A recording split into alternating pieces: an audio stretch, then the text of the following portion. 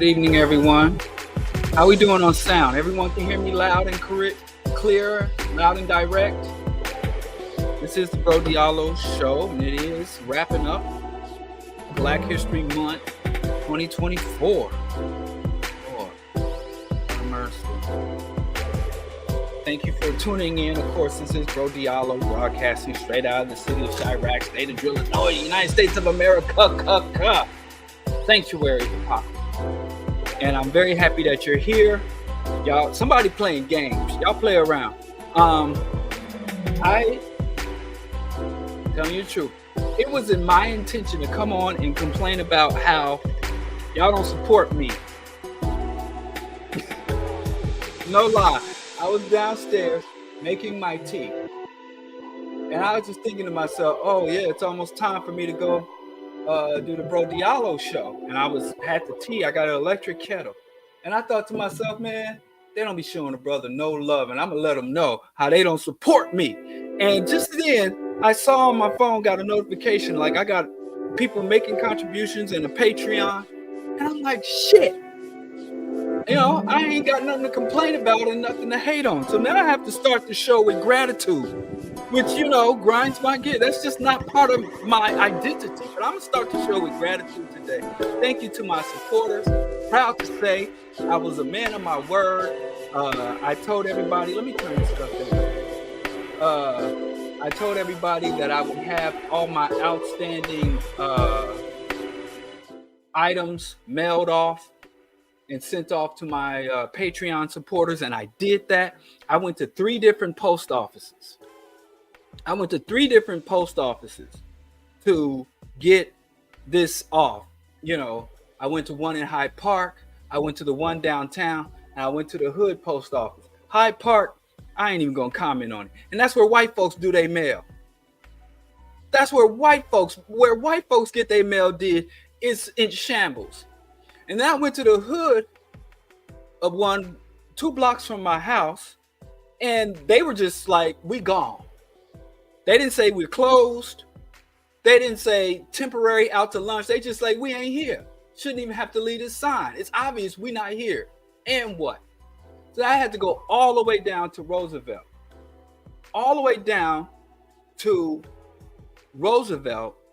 To mail it, but I got it mailed off before I flew out to LA. No, I don't. No, I only have. It's green tea, organic green tea. I only have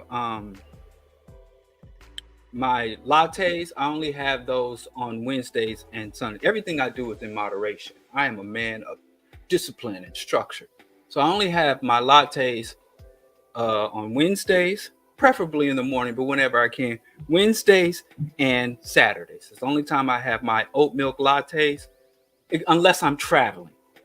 I hate saying I'm traveling because I feel like a Morris sovereign citizen every time I say the word traveling. Moors have ruined the term traveling for me. But whenever I am traveling, not driving, but whenever I am traveling, then I allow myself to splurge. And depending on where I am and what I have access to, I'll allow myself a daily oat milk latte on a daily. But when I'm here, when I'm in the city of Chirac, when I'm here on the South Side, it's just 2 days a week, and everything I do comes on schedule. But anyway, what was I talking about?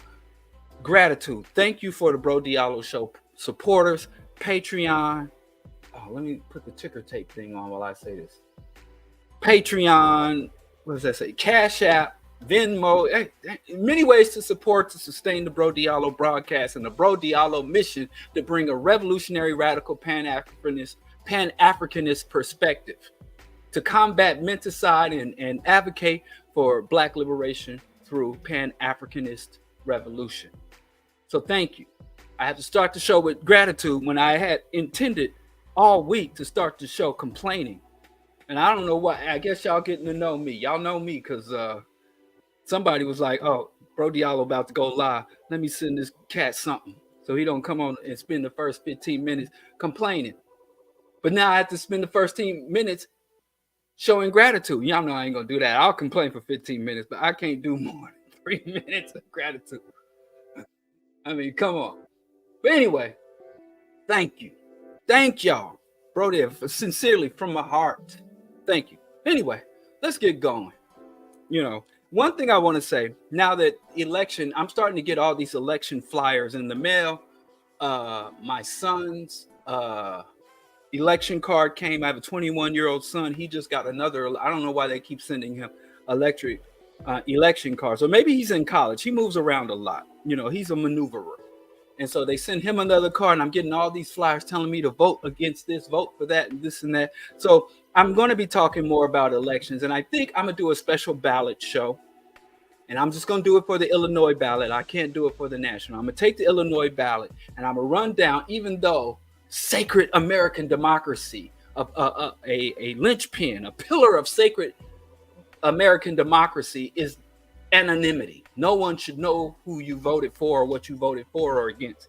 But I'm going to just start regularly, since I talk and I advocate that African people should vote, and the vote does matter.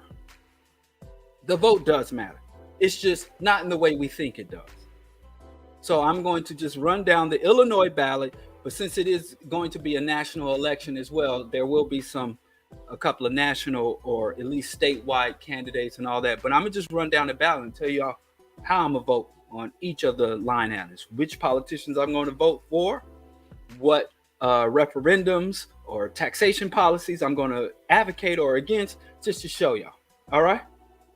All right. That's that.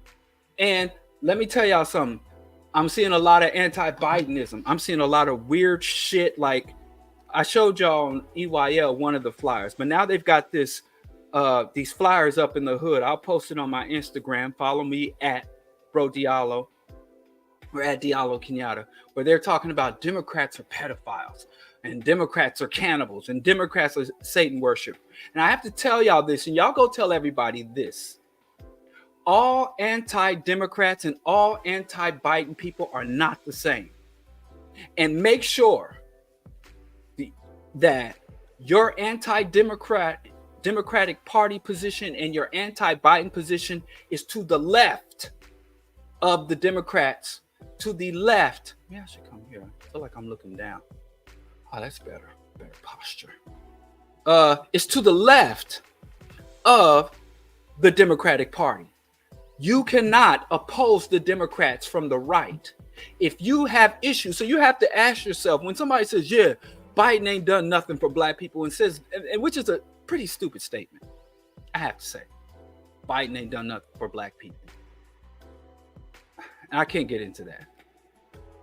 But we really got politics twisted, but we're going to get it together. We're going to learn. We are teachable.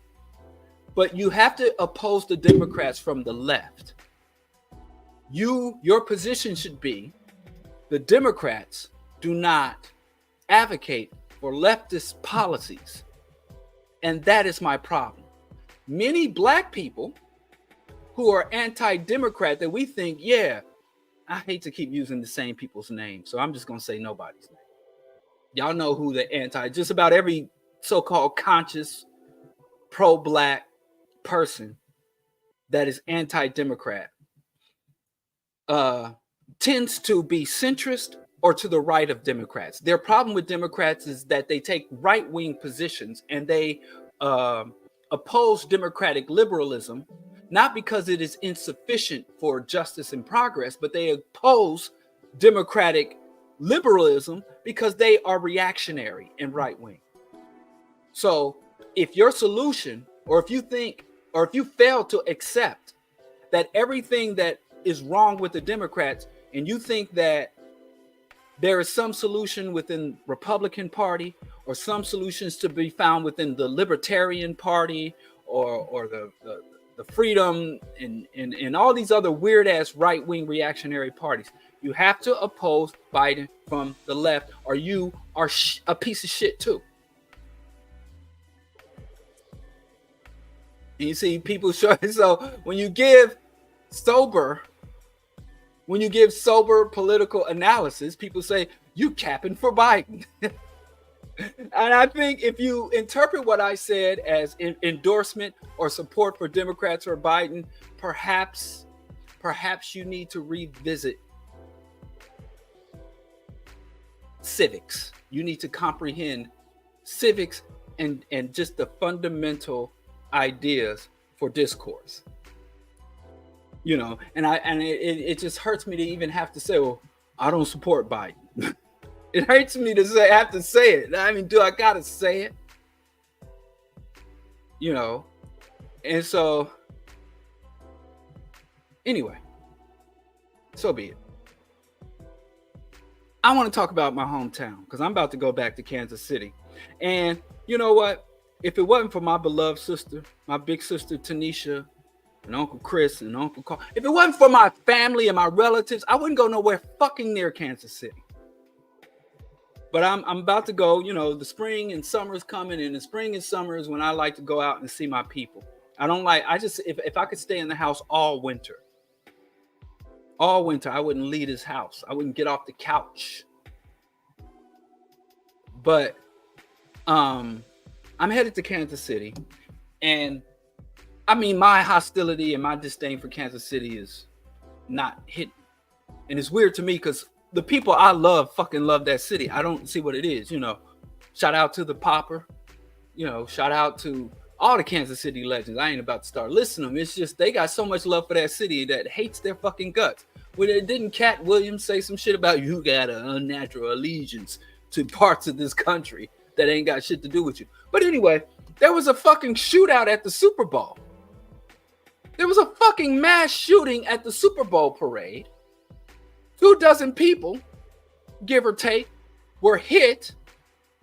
And that shit didn't even spend a week. That shit was not even headline news. What in the entire fuck?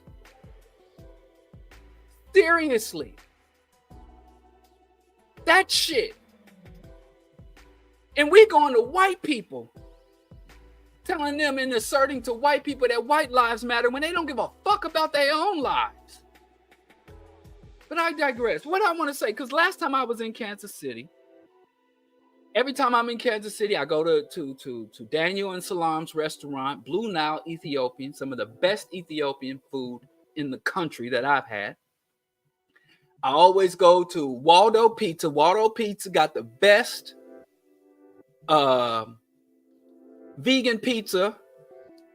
And I got a little Kenyan homegirl there. I ain't gonna say her name because I don't know if she want me to be saying her name, but I got a little Kenyan homegirl, and we met her there. Big supporter of the BroDiallo broadcast. And then, you know, we kind of just scramble for what we gonna eat and what we gonna do. Because my people is steak and potatoes people. My people is hog mogs and chitlins people. My people is burn-in and brisket people. So nobody in Kansas City, none of my relatives can cook for me. They'd love to cook for me, but they don't play around. They some swine eaters. They like eat whatever you want, say your blessings, and eat whatever the blood. So I can't eat with family. Even though I be chilling at my sister's house, I go see my people, I go to my nephew's house. I can't eat over nobody's house. So the whole time I'm in Kansas City, and even though all my family there, I have to eat out, right? So there was this vegan restaurant. And I go into this vegan restaurant, and my family's sitting there waiting on the food to come out. Can't recommend. I'm not going to name the vegan restaurant because it's black owned. But it was, as far as I'm concerned, 2 thumbs down. So I'm not going to name it. But then this woman comes in. Lively looking woman. Shapely woman. And I'm only saying this to kind of set the mood. Not that I ever noticed anything, being the loyal husband that I am. Shapely woman. And she had like these fantastical yoga pants with all kind of patterns. Like it looked like a floral pattern, but a lot of straight jagged edge. Just some kaleidoscope pants. And then she had like a halter top. Like it looked like a sports bra, but it wasn't fully a sports bra. It showed her midsection.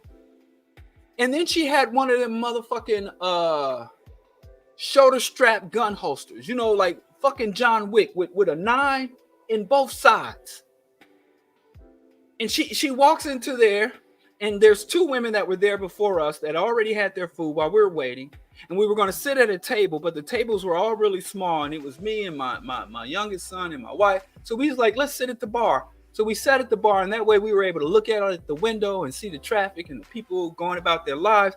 And we were on this side, and then it was a big window, and then a divider, and then on that side, and on the other side, it was two other black women. And so this sister come in holstered up with the shit that go in the side, you know, and it's like, I can't remember the character they had. I always thought that was cool. It's like a over the shoulder gun holster, right? Homegirl comes in there talking mad casual, talking about where she got her hair done, where she got her nails done, what she getting into this weekend, about her car troubles, just mad casual conversation, strapped up. Could have smoked everybody in there before anybody could get to her. Could have lit us all up. Yeah, Tomb Raider. Thank you. That's what she had. One of them Tomb Raider get-ups. No effing joke. Now, I always thought that shit was cool. I never really liked the, let me be honest, they've got this Souls-like Tomb Raider where you gotta, it's more of a puzzle game. But, you know, Dale Jones was talking about Tomb Raider is a video game got kids attacking. Yeah, that like this. Homegirl was cheeked up on a Thursday. She was glocked up on a Thursday. Let me see. I've been neglecting these plants. But here it is. There it is. You see how the thing is over? But her guns didn't go on the side. They went in the shoulder thing. But she was glocked up, all glocked up on a Thursday. Right? And I'm sitting there thinking to myself, like, God damn. Like, this woman, like I said, you know how I'm an imaginative dude. I'm like, she could wipe. There was a row of tables here, a couple of floating tables, and then there was a nook, and behind the nook was just one table. There's the counter, the kitchen, me and my family, another family. I'm like, she could literally like everybody. And then I'm thinking, who else in here is strapped? Because Kansas City is an open carry state. It's easier to get a gun in that city than there is to get a pack of cigarettes or a can of beer. They sell bullets in convenience stores. Now, I've always been aware of this, but Kansas City, when I was growing up there, everybody had guns. My great-grandfather had loved shotguns and rifles. He was a dude that grew up hunting, grew up just off the Lakota reservations, and he was all up and down Oklahoma. So my great-grandfather had guns everywhere. And I had another, my favorite Uncle Chris. He was a KCPD homicide detective, and he worked on the police force. So he had guns everywhere all the time. He'd come home and take off his service belt and drop it on the dining room table. And my Uncle Gene, and nobody ever told me in my childhood, don't touch that gun or this gun safety or trigger locks. I didn't know nothing about it. I just knew you don't fuck with grown folks shit. Don't touch grown folks shit without permission. But people didn't flaunt, like, I don't know how to tell these stories without, you know, I had homeboys, and you know who you is. But he's a cool cat now. If you know who I'm talking about, don't. But he used to carry around this big ass 357 Magnum, and we used to go to Swope Park and set up cans and shit, and be shooting this big ass cannon. But this last time I was in Kansas City, because I didn't go there for like a year, maybe 2 years, because of COVID. Now, I went back for the first time. I was just like in Kansas City, grew up off 75th and Monroe, Prospect, you know, grew up in South Kansas City. If you know, you know. And shit, you know, drive-bys, all that shit. Everybody wanted to be fucking West Coast gangsters and shit when I was growing up, 80s and 90s. And I never felt uneasy before. I never felt like this tension and unease in the air before. Until this last time.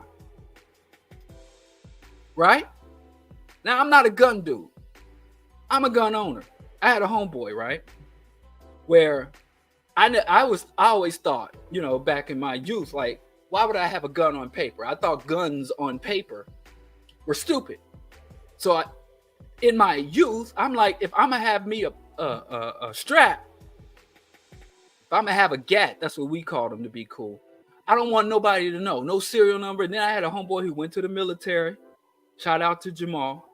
He was a veteran, and he was an engineering student at the university. And he and I we opened a poetry house on Prospect, across the street from the Good to Go. But anyway, he's like, the fuck is wrong with you? You know, you out here organizing, talking shit, talking down on the man, and you got like fucking dirty guns and shit around you. So he was the first guy. No, I never packed. I never carried my gun with me. I never, I just had it if I needed it. And so he's like, man, fuck that shit. And so he and I went out and I bought my very first legal gun. And I don't like spring-loaded pistols. I like revolver. I'm a revolver guy, I don't know. Growing up watching the Lone Ranger, that racist ass fucking show. But anyway, I got my first legal gun. Young cat, right? Early 20s. And he was like, man, don't do that shit no more. If you're going to have something on you, have it on you. And be straight with your shit. And so I had my shit, and it was all paper. I had paperwork on it, federal background check, the whole nine. My very first on paper legal gun. And so for a while after I had the gun, I would drive around with it under my car seat. And I'm like, the fuck am I doing this for? So I took it in the house and just left it in my place.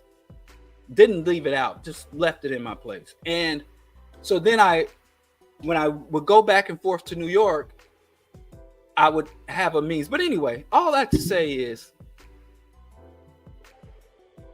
I'm not unfamiliar with guns, shotguns, shot rifles and shotguns and shit. I don't shoot guns for recreation. That's some weird shit. And I don't want to the lead dust, lead contamination. If you are a person who regularly shoots guns for recreation or whatever reasons, you should have your blood lead levels. And there's a lot of toxins that come as a result. A lot of mist, a lot of fucking microparticles that you inhale fucking with them guns. And you notice people that know, they go in the gun range with the earmuffs and the rebreathers.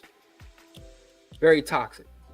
But anyway, all that to say is, been in Kansas, born and raised in KC, been around guns all my life, and this is the first time, that was the first time I was ever in Kansas City, like, man, fuck this place. This place, I mean, it's bad.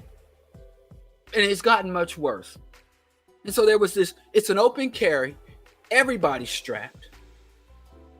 I go to people's houses and they got AKs and ARs leaned up by their bedside.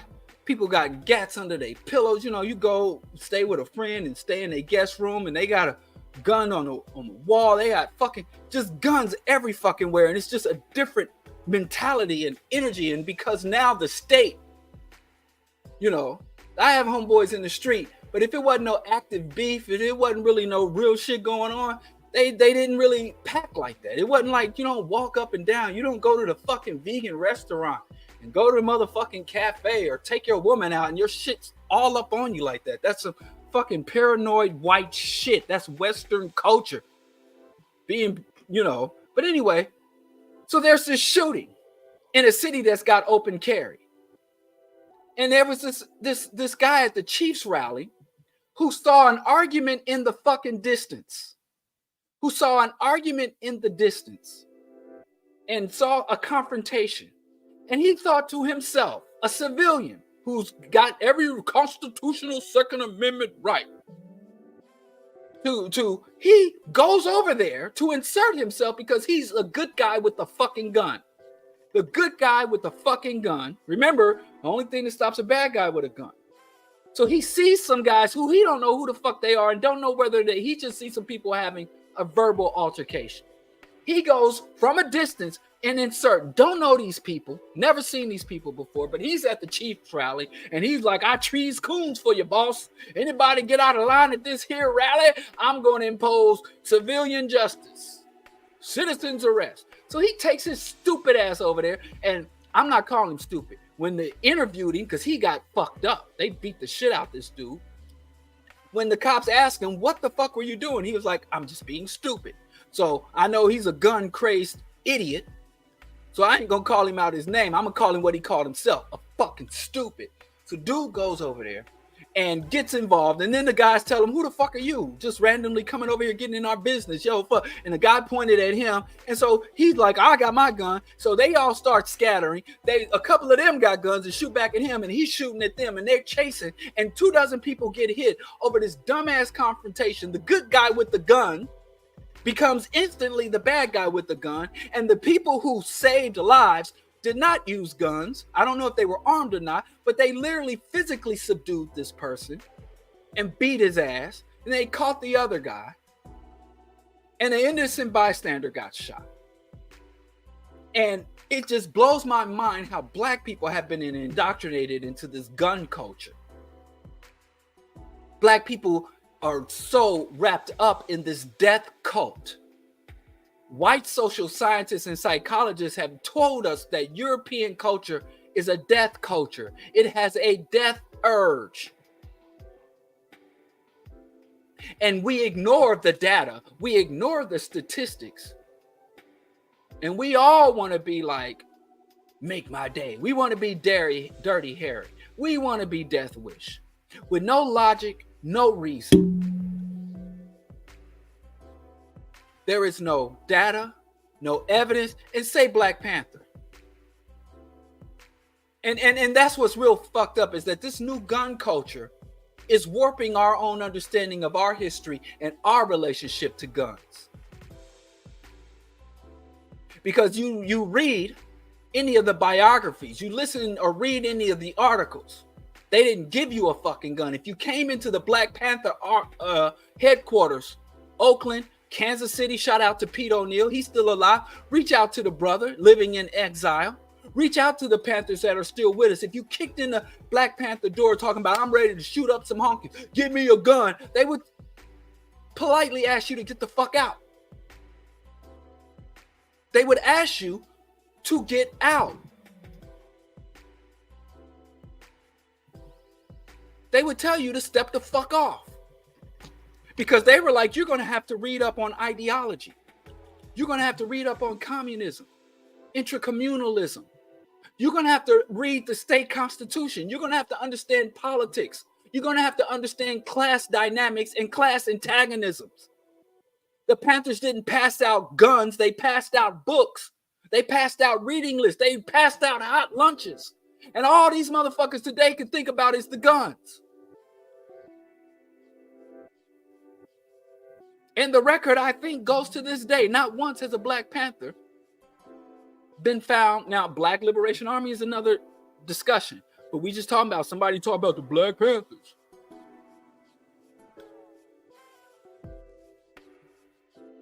The Black Panthers was the Black Panther Party for self-defense. It's not the Black Panther Party for being strapped up and I wish a nigga would, because the vast majority of the guns in this country are not here to protect us or to advance us as a people, but to allow some paranoid individual to live out the fantasy that if somebody steps to him to take his little trinkets, take your little car and shit, that you can be the hero of the day. When I tell you, all you brothers that are strapped up, you're more likely to die of atherosclerosis, heart disease, and stroke than you are going out in a blaze of glory to protect you and yours.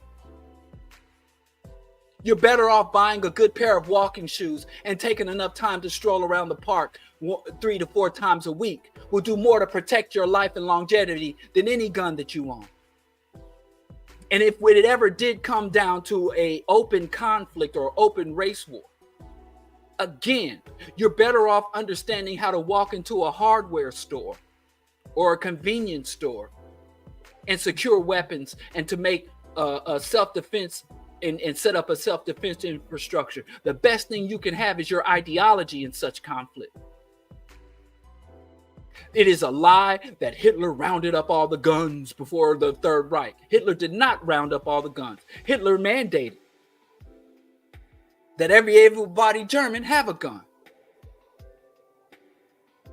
So we buy into all these myths. You read Behold a Pale Horse. You listen to Alex Jones and these right-wing paranoid idiots about guns, and it is insane. And no matter how many of our children are injured or killed, we fuck what the state says, fuck what the right-wing reactionary stacked illegitimate Supreme Court says about your Second Amendment rights. We as a people in a community who are ravaged, when the day a black boy enters puberty to the day he's old enough to get a PhD, that pocket of time where it should be a time that he's thriving and being cultivated into the man he needs to be, where his chances of being shot and crippled for life or murdered are more than 5 times higher than the average white boy between the ages of 13 and 25.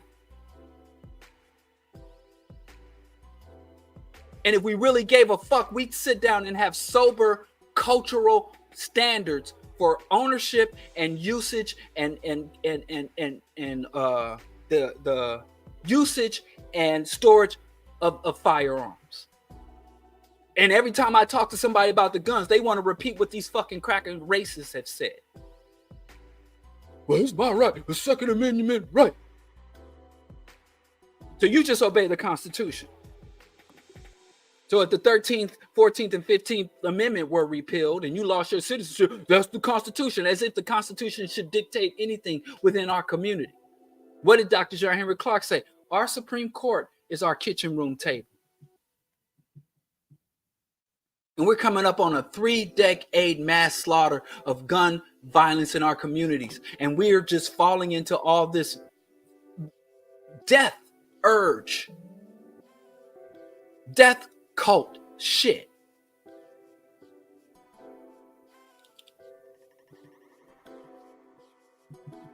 But I digress. All I'm saying is I think it's hella weird that the fucking Super Bowl got shot up. And yeah, I don't even fucking like going to Kansas City. So when I go back to KC, definitely gonna check on my people. Definitely gonna check on my day one. Shout out to Rip the Crib. Shout out to Jeff Dawg. Hopefully, I'm going to go to. Hopefully, I'm going to get to go to the National World War I Museum. Very nice museum. I'm getting the fuck out of there. I mean, I'm gonna have to start treating Kansas City like Florida. You know, and back before gun ownership was liberalized, before our constitutional rights to bear arms were recognized. So stupid. The U.S. Constitution is dumb as fuck. Anyway, all I have to say is, yeah, I think the black community and every black family should have gun policies. If guns meant freedom, there's more guns than people in this country. There are more guns. 500 million guns in this country.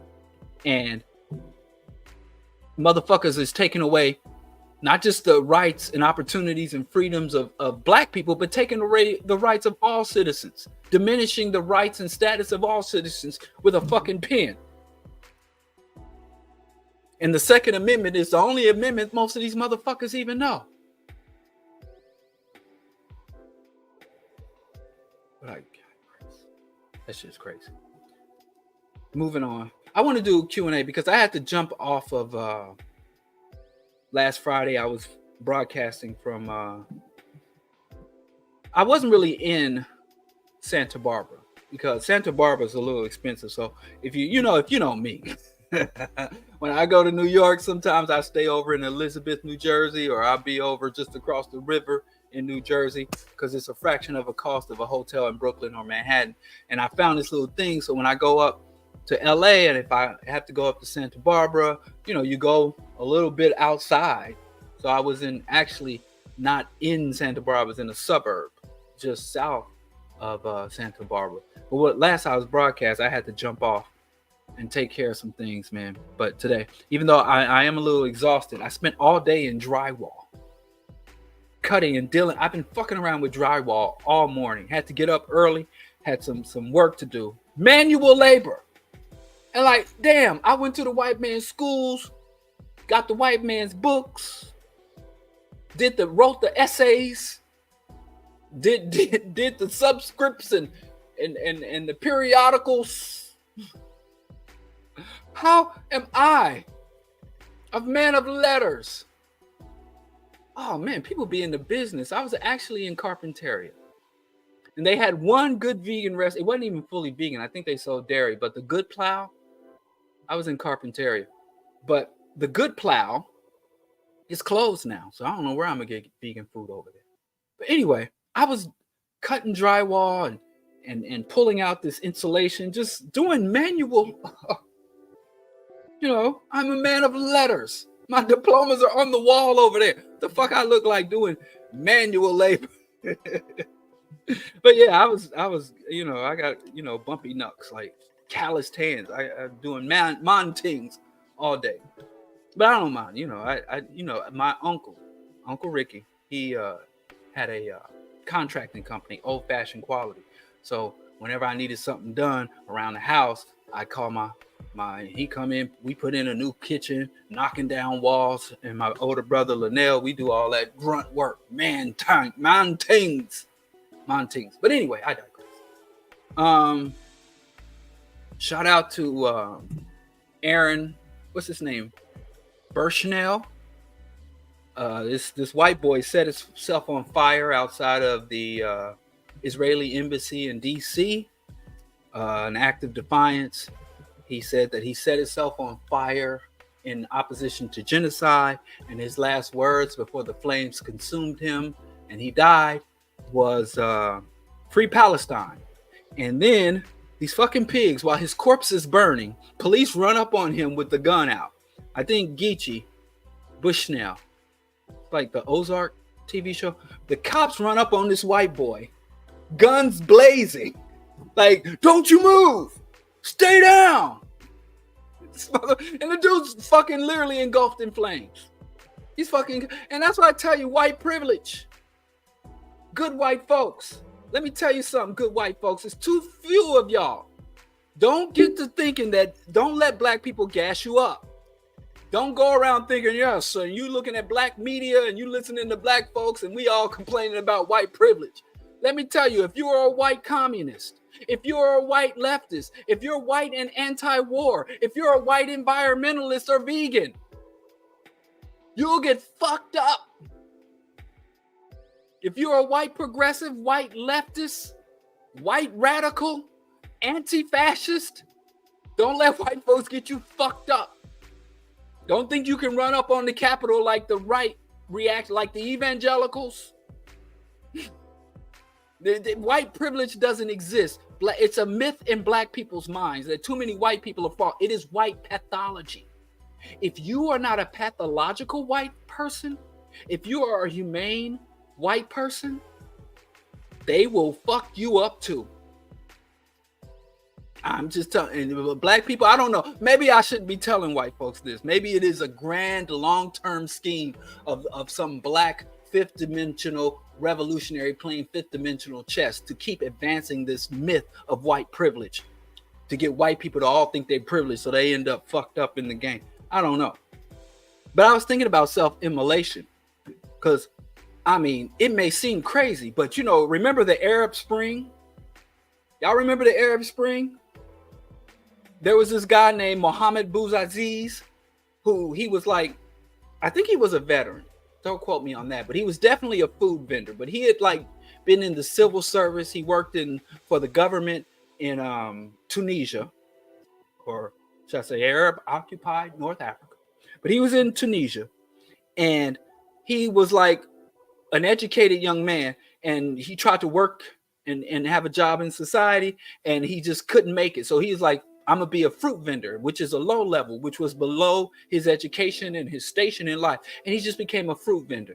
And the police would come down and shake them down for bribes, and they flipped over and broke up his little fruit cart. And he's like, damn, I served this country as either a veteran or a civil servant. So he was either a bureaucrat or a soldier. Do soldiers qualify as bureaucrats? And he was like, fine, I'm gonna just check out. I'm gonna give me a little hustle on the side off the books and just live a humble life. And he couldn't even do that. So he was like, fuck this shit. This society is strangling its citizens. Our leadership, the oligarchs in our society are choking us all off, making it so we can't live. More and more repressive policies. The corrupt politicians just steal and blatant open corruption while the law enforcement spend all their time repressing the blah, blah, blah. So he did the same thing Aaron did. He went to a prominent square somewhere in Tunisia and set himself ablaze.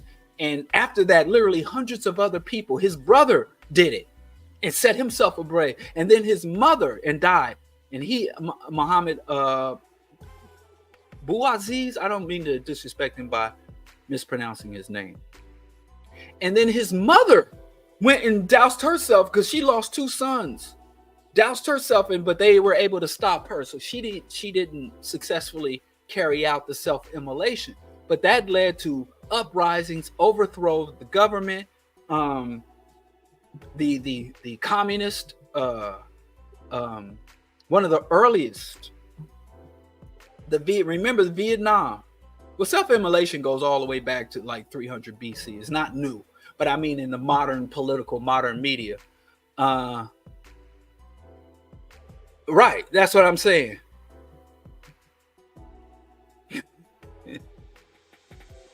Wow, look at that. They said we had another one. Well, these self-immolations are like, if you look at the ISIS papers and you talk about societal trends, and when the white boys start doing shit like setting themselves on fire or streaking, there is kind of like a shift. But anyway, there was this revolutionary organization, the Tamil Tigers, and they went from self-immolating. They were in where's the country? Sri Lanka. They were like this oppressed minority group in Sri Lanka, and they were like, we're gonna have our freedom and we want our own countries, and the colonists came here and fucked our crossing borders and shit, so we want our own independent socialist republic. And of course, the Sri Lankan government, which was a puppet of the West, said, hell no. And so they started setting themselves on fire in protest.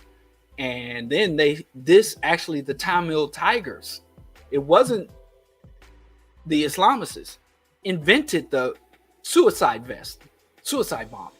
It was actually atheist guerrillas, revolutionary communists who came up with the suicide bombing, not the Islamicists. So just a little interesting history. But when shit start happening like that, pay attention, because it's no fucking joke. But anyway, shout out to the good white people taking good actions for a good stance. There's other good white trends amongst white folks. The traffic to right-wing websites, to reactionary websites, conservative websites, has actually gone down by like 75%. The Federalist, Daily Signal, Gateway Pundit, Washington Beacon, Red State, Breitbart, Daily Wire, which is that fucking scumbag Zionist, and Town Hall, PJ Media, all the major right-wing websites, the multi-million-dollar websites and online communities, is dropping precipitously. Some, the overall drop is like 70%, but some got 75%, some 40%, 50% drop. Now, that doesn't mean that the right-wing reactionary propaganda is going to fall off, because right-wing reactionary propaganda, unlike leftist propaganda, is not supported by the people. They are astroturf. So all of these media outlets, including Twitter now, have billionaire backing. Remember, fascism is capitalism's immune system.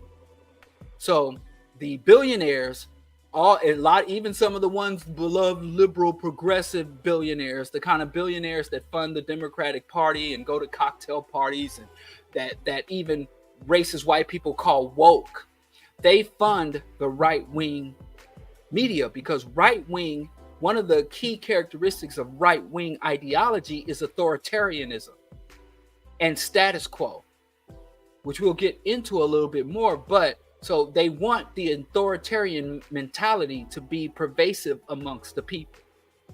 So that's another, we got enlisted soldiers refusing to fight and engaged in very strong public protests such as self-immolation.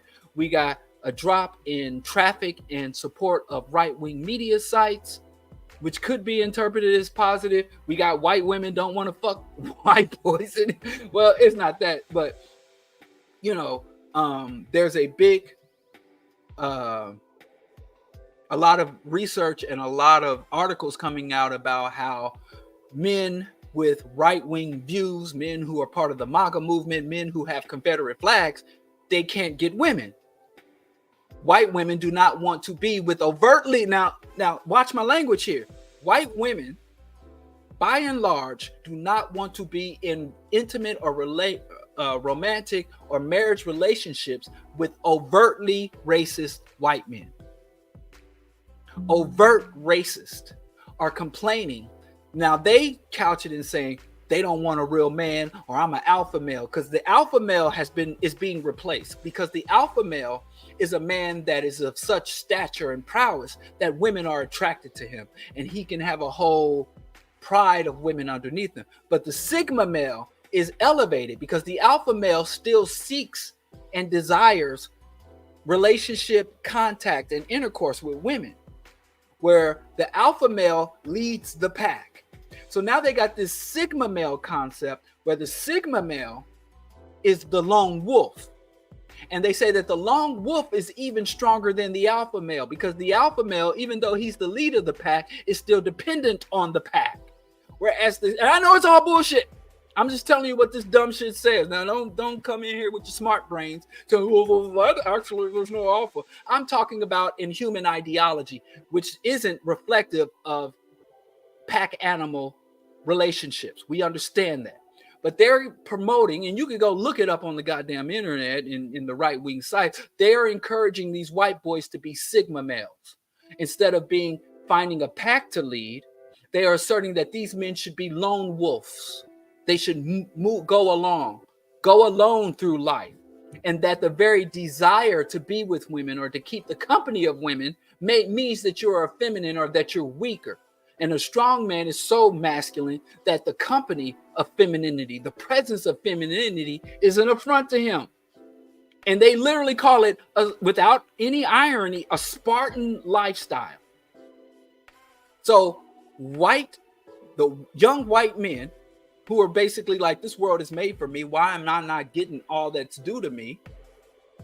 Why am I not getting the wealth, the domination, and the ability to use other people as objects and to abuse other people for my own satisfaction? That start to go fucking crazy. And so this sigma male / incel mentality, and there have been several sigma male incel acts of terrorism, direct terrorism, stochastic terrorism, killing sprees, and things of that nature are going on. But because the corporate media, the same people that fund the right-wing reactionary sites and right-wing reactionary indoctrination of the masses of young white men, they also fund the corporate media or own the corporate media. So they misinterpret, just like someone said that the guy who self-immolated was an anti-Semite. But the Zionists, I think the whole saying anyone that opposes Zionism is an anti-Semite, I don't think that carries water with anybody with two brain cells to rub together. Only the dumbest motherfuckers are even susceptible to that. So anyway, there's some trends happening amongst white folks. I think I might start going in and talking more about it. Dick Gregory said, study white folks. Dick Gregory said we should pay attention and study white folks. And then we got a whole segment of the so-called conscious community. I don't want to pay for good white people.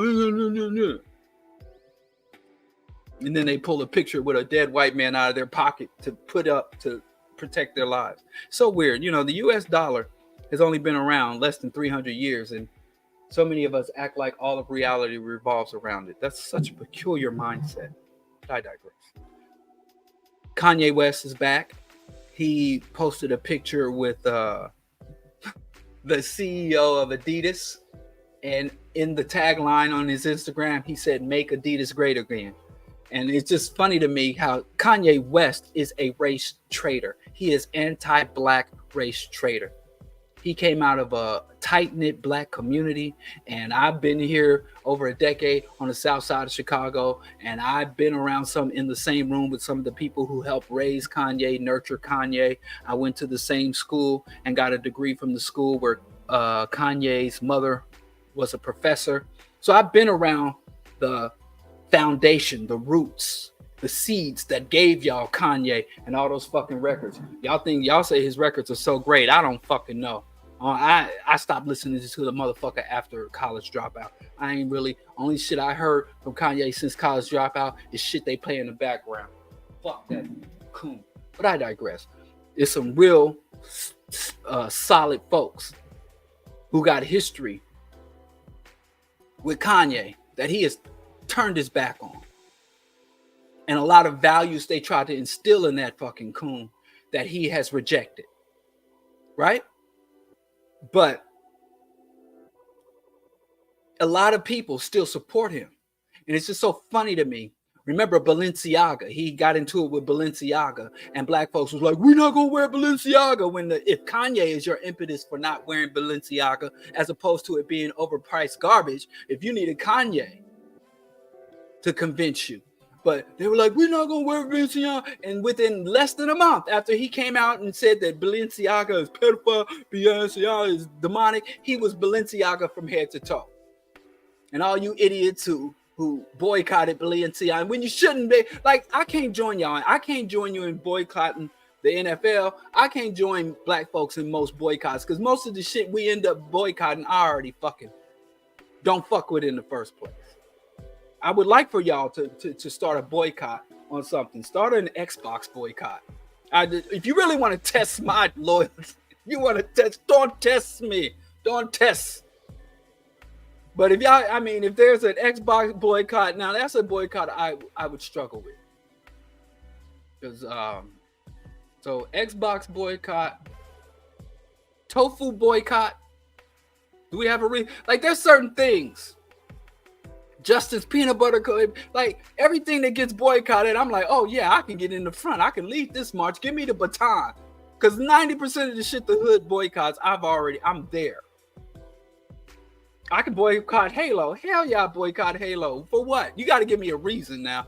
But I hate first-person shooters. So if we picking games, I'm very selective in the games I play. I like real-time strategy games, third-person shooters, and I'm broke as hell. So y'all go ahead and boycott the new Xbox, the Xbox X, and y'all boycott the new fucking not Street Fighter, I'm tripping. Mortal Kombat 1, boycott that shit because I ain't played it yet.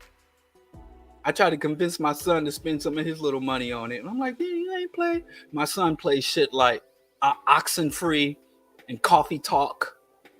He plays like cerebral games and shit. He plays this game where he's fucking, what's that one game he likes? Where you shrink. I don't know. Anyway, that's how I'm struggle as hell. I try to tell my son, because, like, why don't you go get that? You ain't played that new, and my son is in college. Like, y'all ain't played that new Mortal Kombat? And my son's like, I don't have time for games. I'm like, and nor do I, punk. Who you think you're talking to? But anyway, and let me tell y'all one more thing before we get into the top. Let me just wrap up this Kanye shit. Kanye told y'all don't wear Balenciaga. Some of y'all fell for it, and then he shows up head to toe. Same thing with Adidas. When Adidas said, well, we don't fucking work with Nazis, we're past that. Nazism is so passe. We've gone beyond, what's next in the fashion industry. But, when they cut, and y'all like, fuck Adidas, and now he's showing up with the CEO, and now he's saying he's mad at him again. So let me tell you something. Never have solidarity with a traitor. That's all I'm trying to say. That's all I'm saying. You a sucker. Same thing with Ice Cube. Remember when Ice Cube was called anti-Semitic and y'all were rallying around Ice Cube, and then Ice Cube go do and join the conservative AIPAC and gives a speech for conservative Zionist organizations? Who was the other guy? Nick Cannon. Y'all was going to rally around Nick Cannon, and Nick Cannon damn near converted to Judaism. So I'm saying, stop having solidarity with these goddamn coons. No solidarity unless solidarity. And what do I say? What's my motto? If we can't be up with you, we're not going to be down with you. But let me tell y'all something my wife did. Spooked me. It actually kind of scared me. Because I'm a dude, man. Let me tell you something. I'm sympathetic. First of all, I'm going to join the manosphere, and I'm going to go join these fatherhood groups, father's rights movement. Because something happened to me that never happened to me in my life. I've been a father for 21 years, right? And so I'm sitting upstairs, and this is on a Saturday, day off. Didn't the white man? I told you I don't pick cotton at night. When I'm given time off, I take it. Now, some of y'all be like, oh, I don't celebrate Christmas and I don't recognize the white man's. I recognize all the cracker holidays. I recognize any time to get off. Yeah, let me speak to that. I had to start a comment because somebody just said something so goddamn stupid. It's not stupid, but y'all won't know which one it is. But anyway. I'm sitting on the couch, right? What was I looking at? You know, I fold clothes, and I have my clothes folding shows. So I think I'm rewatching The Wire because I am a middle-aged heterosexual man. So we got to watch The Wire at least 3 times a decade. So I'm rewatching reruns of The Wire, and it's one of my favorite seasons when Marlo finally overcomes Avon. But anyway. I'm sitting upstairs. My grandchild is here. My son came over, brought his daughter, and I'm sitting upstairs chilling. And never happened to me in my life. My wife, you ever see how women can quiet stomp? Where they can walk like they're stomping, but you can't hear their footsteps? What the fuck is that? Their body's moving like they stomping, but you don't hear a sound. Like their feet aren't touching the ground, like they walking on air, but they stomping. So she comes up with this baby. Quiet stomping like how women do. Didn't say anything, didn't have an unpleasant look on her face. And she, like in one motion, sticks this baby under. I didn't even know my arm was in that position. Like, you ever watch TV and you're not conscious of your body position? You just chilling. So I'm just there chilling, watching TV. That's inappropriate for a baby. And she came in and swooped this baby. Next thing I know, I saw her in the peripheral. Quiet stomping towards me, and she stuck the baby in my arm and then walking like quiet stomping back down towards the downstairs to the kitchen. So I'm like, Erica. And she says nothing. She doesn't respond. Like, I'm not talking. And I didn't want to yell for some reason. I didn't want to be like, I'm like, Erica. And she leaves. And I'm here with a baby looking up at me. And I'm looking down at her. And I'm like, listen, this is baby mama behavior. You are a wife. You are a PhD. You are a dignified woman. Tucking a baby in a man's arm and walking off and ignoring his questions. That is behavior unbecoming. We got the marriage certificate. That's baby mama behavior. I thought I was exempt from that. I thought I'd never see the day. So brothers, I have to apologize because I used to go and troll. I wasn't even trolling, but I used to go to these manosphere sites and pages and clubs and these anti-man go there and father's rights shit. But it's an unsettling feeling. And what am I supposed to do? Stand up off the couch and walk downstairs behind her? I never had a baby dropped on me like that. Never. I never had that happen to me before. So I believe that I have a new understanding, a new level of sensitivity, because I never had a woman quiet stomp up on me, drop a child on me, and then just turn around and vanish. I never had that happen to me before. With our first child, our second child, everything was communicated. She was like, okay, it's your turn to get up and change him. It's your turn to this. And, you know, both my sons were breastfed for 2 years, so I never had to do no bottle business in the early days. But I changed mad diapers, picking up, dropping off. We coordinated and communicated on everything. I never felt pushed or forced. It was all voluntary. So she's a baby grandmama. She wasn't a baby mama. In terms of the negative stereotype the dudes be saying about my baby mother. So I got a baby grandmother. That's my baby grandmother. It's crazy. Yeah, I'm snitching. Yeah, I'm saying it because it was a new phenomenon. I'm not talking about her. I'm talking about a new occurrence to me. And the quiet stomp. What the fuck is that? Why when women walk up with the baby, how can they be carrying their own weight and the baby's weight and walking in an aggressive manner, but you don't hear their footsteps? Okay, yeah, Kevin Samuels. Okay, say it. Curious to me. But needless to say, that's a precious child. I'm just saying, communication. That's all I'm asking for. Communication. She couldn't come upstairs and say, hey, I'm prepping dinner, so would you mind watching Izzy for a few minutes? And I wouldn't have said what? Yeah, sure, nothing. You know, it's craziness. Anyway, I digress. I gotta hurry up because I want to have a conversation with y'all too. What's today's show? The Good Old Daze. This is gonna be quick because I'm just venting. I ain't even got no insights. Shut the fuck up about the past. Just shut the fuck up whenever you're talking about Black family, our progress, our businesses. Whenever you're talking about a problem of today, shut the fuck up about yesterday. Shut the fuck up about Black Wall Street. Shut up about Garvey. Shut up about Malcolm X. Shut up about how brothers dressed in the days and how women were chased. Shut up. It is crazy to me, and it's disrespectful for us to reminisce about the past as we lament our condition today. I'm tired of it because y'all don't do right by our ancestors. And Kwame Ture said the greatest crime a person could commit, now, of course, y'all gonna correct, y'all take it up with him, was being a people. He didn't say a person. A person, an individual. An individual can do a lot worse than this. But as a people, as a collective, he said one of the greatest wrongs a collective of people can do is ingratitude. To be ungrateful.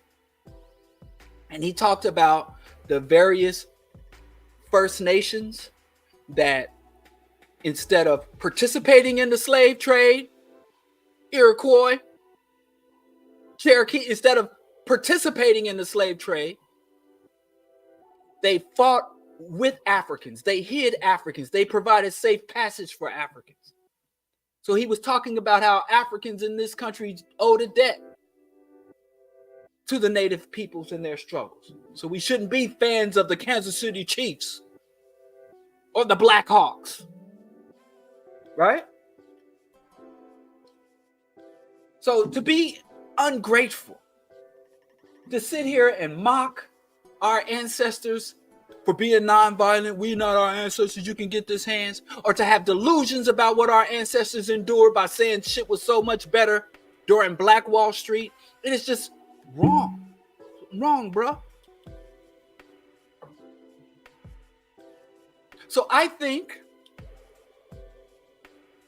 we should have a level in Black History Month, which I don't recognize Black History Month. I just go through it with y'all. Sometimes I'm on the black boat. So I have to sail along with y'all. But sometimes I can be up on the upper deck or on the stern with black folks. But sometimes being on the black boat, I just go to the lower decks and just sit quietly. Because certain shit I just can't predict. Y'all Kwanzaa and Black History Month and Juneteenth. Some weird shit about that. Peculiar. I got questions that have not been answered about these black holidays.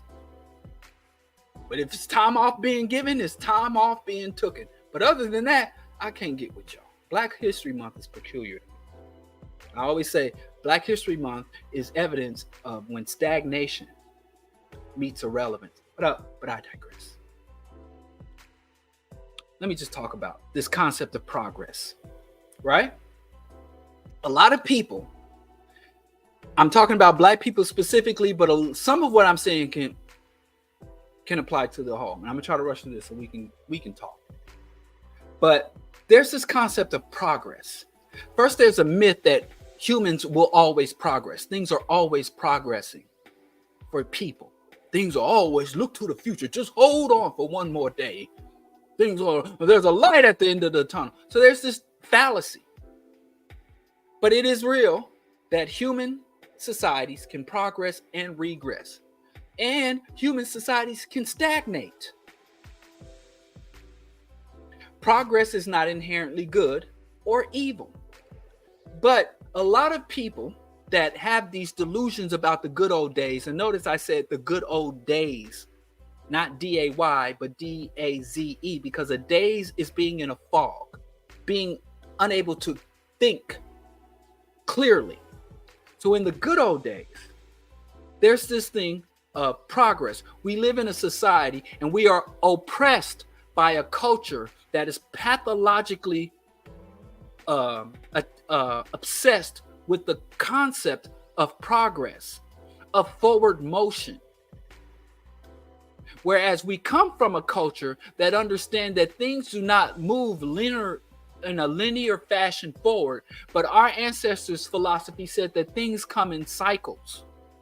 So it is an infinite loop, not a forward, unbroken line. So when one positive culture, Black, comes into contact with a predatory culture, Western European, you have overlap and contamination.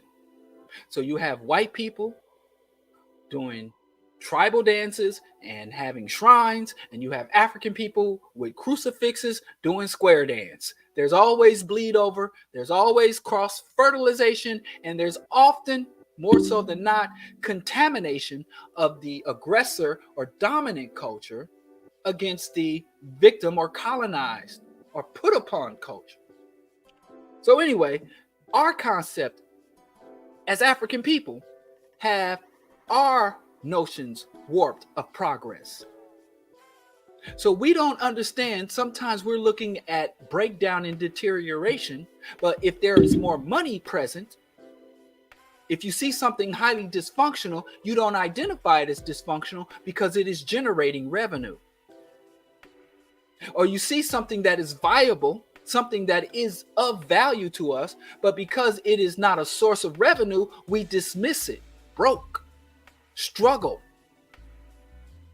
So, as a people, we have reactionaries in our community, to move on from that point, where progress and the good old days come into conflict, where people fallaciously, mistakenly identify progress as the problem. Women getting rights and women getting education, women no longer being economically or even emotionally or even physically dependent on a man. I got a degree, I got a strap on it, I got my own account. She got her own INDP, understand me. So men say, well, women are progressing and leaving us behind or thinking they too good for us. And men blame women's progress for their problem. And they think modern society, the LGBT, people are able to change their genders. First of all, I have to learn what a pronoun is, and then I have to be able to think before I speak and engage with somebody. I have to be politically correct. I can't just be as insensitive and indifferent to people who are not part of the dominant structure, right? And so they start to attack progress, and they start to have fantasies about traditions and the past. And they want to retreat to the past because the way things are in the present and the trajectory to the future is uncomfortable. But what they fail to see, and here's the trick, the shit that's causing them to suffer, the things that are making them feel unfulfilled, the things that are allowing and sustaining their displacement, their alienation, is not progress. It's not black people getting their rights and the right to vote and black people getting in the office. It's not women and the gays and the transgender. It's not the youth don't listen to their elders no more. It is not progress that is creating your problem, because the progress is an illusion. There is no real progress. And retreating to a past that never existed will not solve these problems. And I'm going to try to tie this together. But here's the thing. When you're talking about societal progress, we mistakenly tie societal progress to technological progress. Societal progress often can be independent of complementary to, or stagnate societal progress. So you think, well, I have a supercomputer in my pocket, therefore I live in an advanced society. But societal progress is not measured by technology. Europeans did not become more civilized when they went from hanging people to using a guillotine. From hanging people to using a guillotine to using lethal injection. And now US is moving to nitrogen gas, literally smothering people. So you have these the electric chair was a technological marvel. So you could see this technological progress, whereas the mentality of the people is still backwards. Their worldview, their value system, philosophy, self-image is still regressive as fuck. So you would go to a church that was in a thatch. You go to this little mud hut to have your sermon. Oh Lord, oh Lord. And all the parishioners are illiterate. And the minister's up there, or the priest is up there speaking in Latin, speaking this language you don't even understand. And you don't know what the fuck's going on. But you in church and you know God has a, and you know that this holy man is going to guide you to an afterlife in the dark ages. Or you in the hall of the slave castle on the coast of Africa. And every Sunday they bring you out and hose off the feces and urine. And they allow you to go to the castle chapel. And a man gives you a little piece of food and gives you a little sip of juice. And he sits there and tells you some bullshit. You don't know what the fuck he's saying. You just see he's the guy in the black robe holding a book you can't read. And you're looking up. And you just like, fine, I get to stretch my legs. I'm not in this dark, dank castle. In this dark, dank cell before they put you on the boat. You in church. But now you go to church in 2024, they got laser lights. I've seen videos of pastors flying over the fucking crowd. They got big monitors and sound systems and electric guitars. They got all the fucking technology in the world. But the same basic backward mind state from the fucking medieval mud church to the slave castle chapel, to the imperialists, to the modern day, to the one room log cabin church out on the prairie, to the mega churches with multi-million-dollar AV systems. It's all the same fucking no human progress. It's technological progress. So human progress is measured by not just our intellect, but our social relations. If we got billionaires in 2024 that are richer than the kings and queens of the medieval period, if the average CEO has more wealth than the professional worker in the cubicle, has a higher wealth disparity than the lord or the governor had over the fucking serf and the peasant, we have technological progress. We have no human progress. So your problem, discontent person, is not things are moving too fast or we've lost our way. The problem is we're not truly progressing. The class hierarchies, the systems of accumulation, the myths and the delusions we have about the supernatural and otherworldly beings. We got people wishing they could go back to the old days when they don't understand that you never left the fucking old days.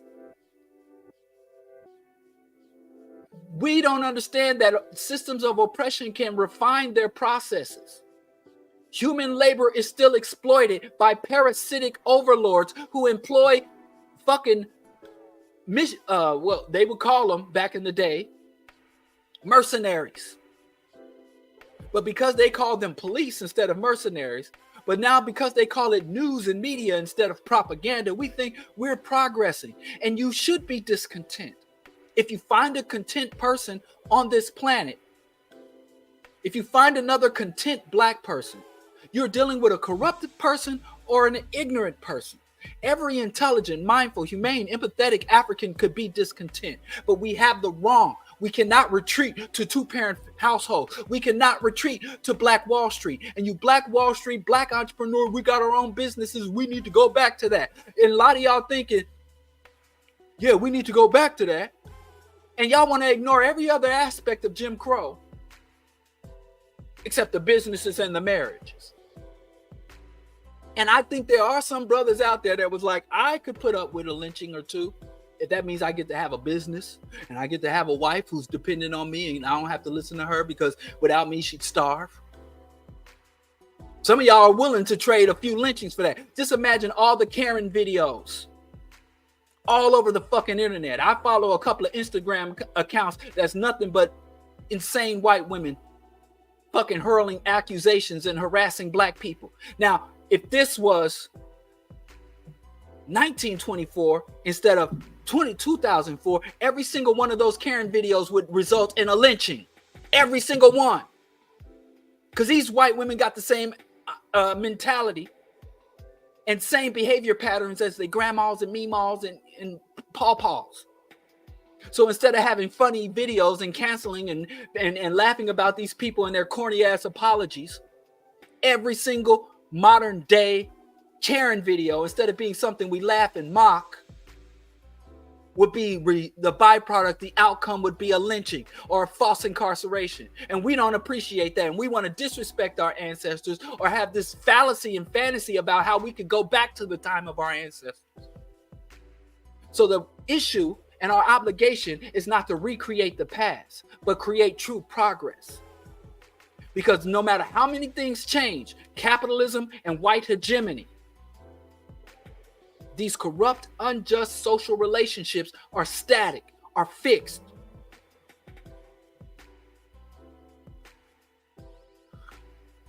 So we are not suffering as a result of progress. It is not progress. It is not people who formerly had to live in the shadows or recesses of life. It is not the fact that we have to be set up our businesses to be accommodating with people with disabilities. That is not the fucking problem. That we have to accommodate people we could dismiss. That we can't use slurs and insults against groups of people freely anymore without consequences. That is not why we are suffering. That is not why you have a mass amount of discontentment, which is truly not really discontentment. It is oppression and alienization. But if you acknowledge that you're alienated and if you acknowledge that you're oppressed, then you cannot pick on these females. You can't pick on these broke fools out here trying to creep. You would have to look at the elite, the very people you aspire to be, and you recognize as aspirational to you, these celebrities, these people you all but fucking worship. And even those you do worship, your Allah, your Jesus, your Yahwehs, you have to start looking at the shit that's been around. The shit that's been here since we've had printing presses and telegrams and Morse code, and that shit that's been here back then that's here now. The hierarchies, the classes, the economic system, mercantilism to capitalism. That is the problem. Problem is that the progress we told that we live under is an illusion. And the few concessions that we've managed to gain in this system, it's not progress, it's a simple concession. Instead of utilizing those additional resources and opportunities to fight the system, we want to hoard those and use it to recreate a past that never existed. We need to go back to two-parent household, and if that means I might have a cousin that's mutilated by a white mob, then so be it. That's an acceptable trade-off to y'all. A lot of y'all, if y'all could, want to return to Jim Crow and the fictitious good of the good old days is enough for you to accept whatever the bad is, the indignity. I was just reading about not Martin Luther King Jr., but Martin Luther King Sr. and his fight to get 8 black officers on the Atlanta Police Department. So you have communities that were over 90% black and 0% black cop, and it's just they were talking about the indignities that black people were suffered to on a daily basis. The kind of shit we in the streets for back then was just day-to-day life. You can't go. Liberation is not about moving backwards or forward. It's about fucking justice where you are. It's about justice. And justice is not something that's going to come to you in the distant or near future, or something you left behind. Justice is something you construct and sustain. And the few little glimmers of justice that our ancestors secure, the baton, we take the baton and break it over our knee. We don't recognize the struggle. We don't adapt and evolve the techniques. Reparations is regressing. Reparations went from an anti-colonial pan-African call to not just repair, to give African Americans an economic leg up, but to dismantle the systems and institutions of global white hegemony, to answer not just for slavery, but for ongoing colonial atrocities. And now it's just cut the check. That is a disrespect to our ancestors. And many of those, not just ancestors, but we got elders to this that are alive and with us to this day. And we allow reparations to be devolved and to cut the check.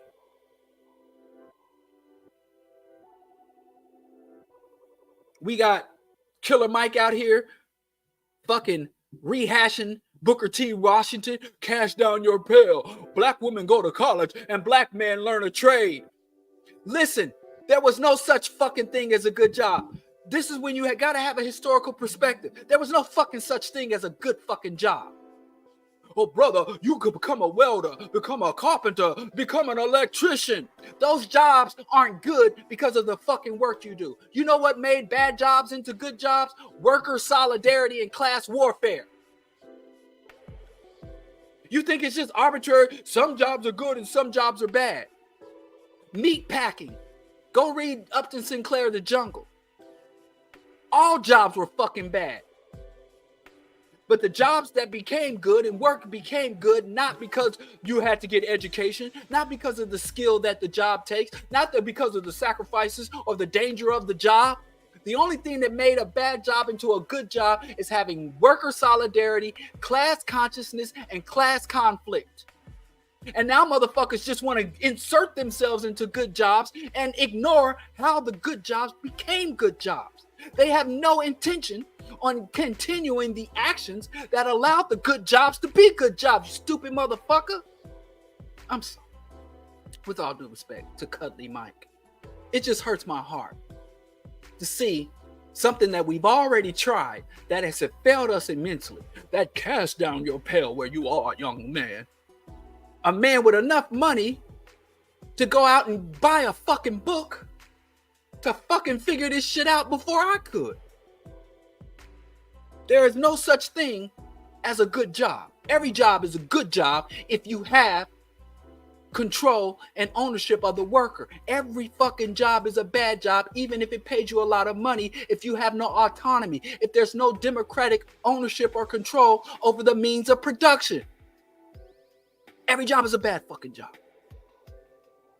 We can debate compensation, but let me tell you something else about $15 an hour. A minimum wage means nothing if there isn't fucking maximum wage. This money is made up and it's printed. So if you become a thousandaire and then you got trillionaires and you become a millionaire and there's quadrillionaires, then they could keep up in the ante. Most Def said we start keeping pace, they change up the tempo. So we cannot redo what Booker T. Washington. We should respect Booker T. We should study Booker T. We should comprehend Booker T. We should dissect Booker T. But one thing we shouldn't do with Booker T, Marcus Garvey, the Panthers, the Deacons for Defense is mimic them. Imitation is not the highest form of flattery. Them brothers did what they did in the conditions they did it for the reason they did it. And those things can be components and building blocks for what we do today. But simply reproducing what was done then is more for your ego and your fantasy fulfillment than it is for liberation of African people. This shit, chastity and faith, manhood, all these tired ass, broke ass concepts when you refuse to engage with the truth and reality of our condition. So the good old days must be constructed and sustained. They cannot be returned to, and they cannot be waited upon. We have to deliberately, consciously construct it. And once we have it, or we got some aspect of it, we have to defend it. Stop talking about the marriage rates or the black business ownership at a time. I tell this story every time. My late father-in-law talked about how he would walk to school and see the lynch bodies in Mississippi, Macomb, Mississippi. My aunt, who is still with me, talked about having to be sit up under a desk and be fed like a dog under a desk in the local segregated library because she wanted to read a book that wasn't moldy and had half the pages ripped out of it. The books they give over to the colored youth, they give to the minister, and he pass out to colored kids. She wanted to read some new crispy clean books. And she found a liberal white woman who let her sit under the desk at the Kansas City Prospect Library that's still there to this day and feed her under the table little snacks, treating my aunt, who is a PhD and ran one of the biggest institutions in the state government of New York, was at the top, was treated like a fucking pet in her childhood. And y'all want to act as though being able to just overcome that bit of indignity is insignificant. My father tells me about his grandfather, my paternal great-great-grandfather, how he had to load up his family in a fucking rickety wagon to get the hell out of Louisiana when they were trying to lynch him. And if they couldn't lynch him, anybody that looked halfway like him would do. Any nigga would do. Shut the fuck up about what we lost and start to focus on what we gained and how we can utilize what we have today to build better.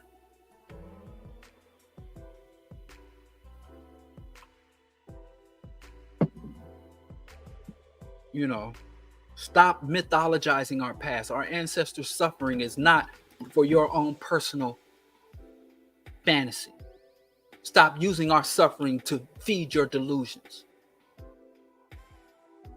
We don't squander our ancestors' blood by simply trying to revert back, to reset back to a time that never existed.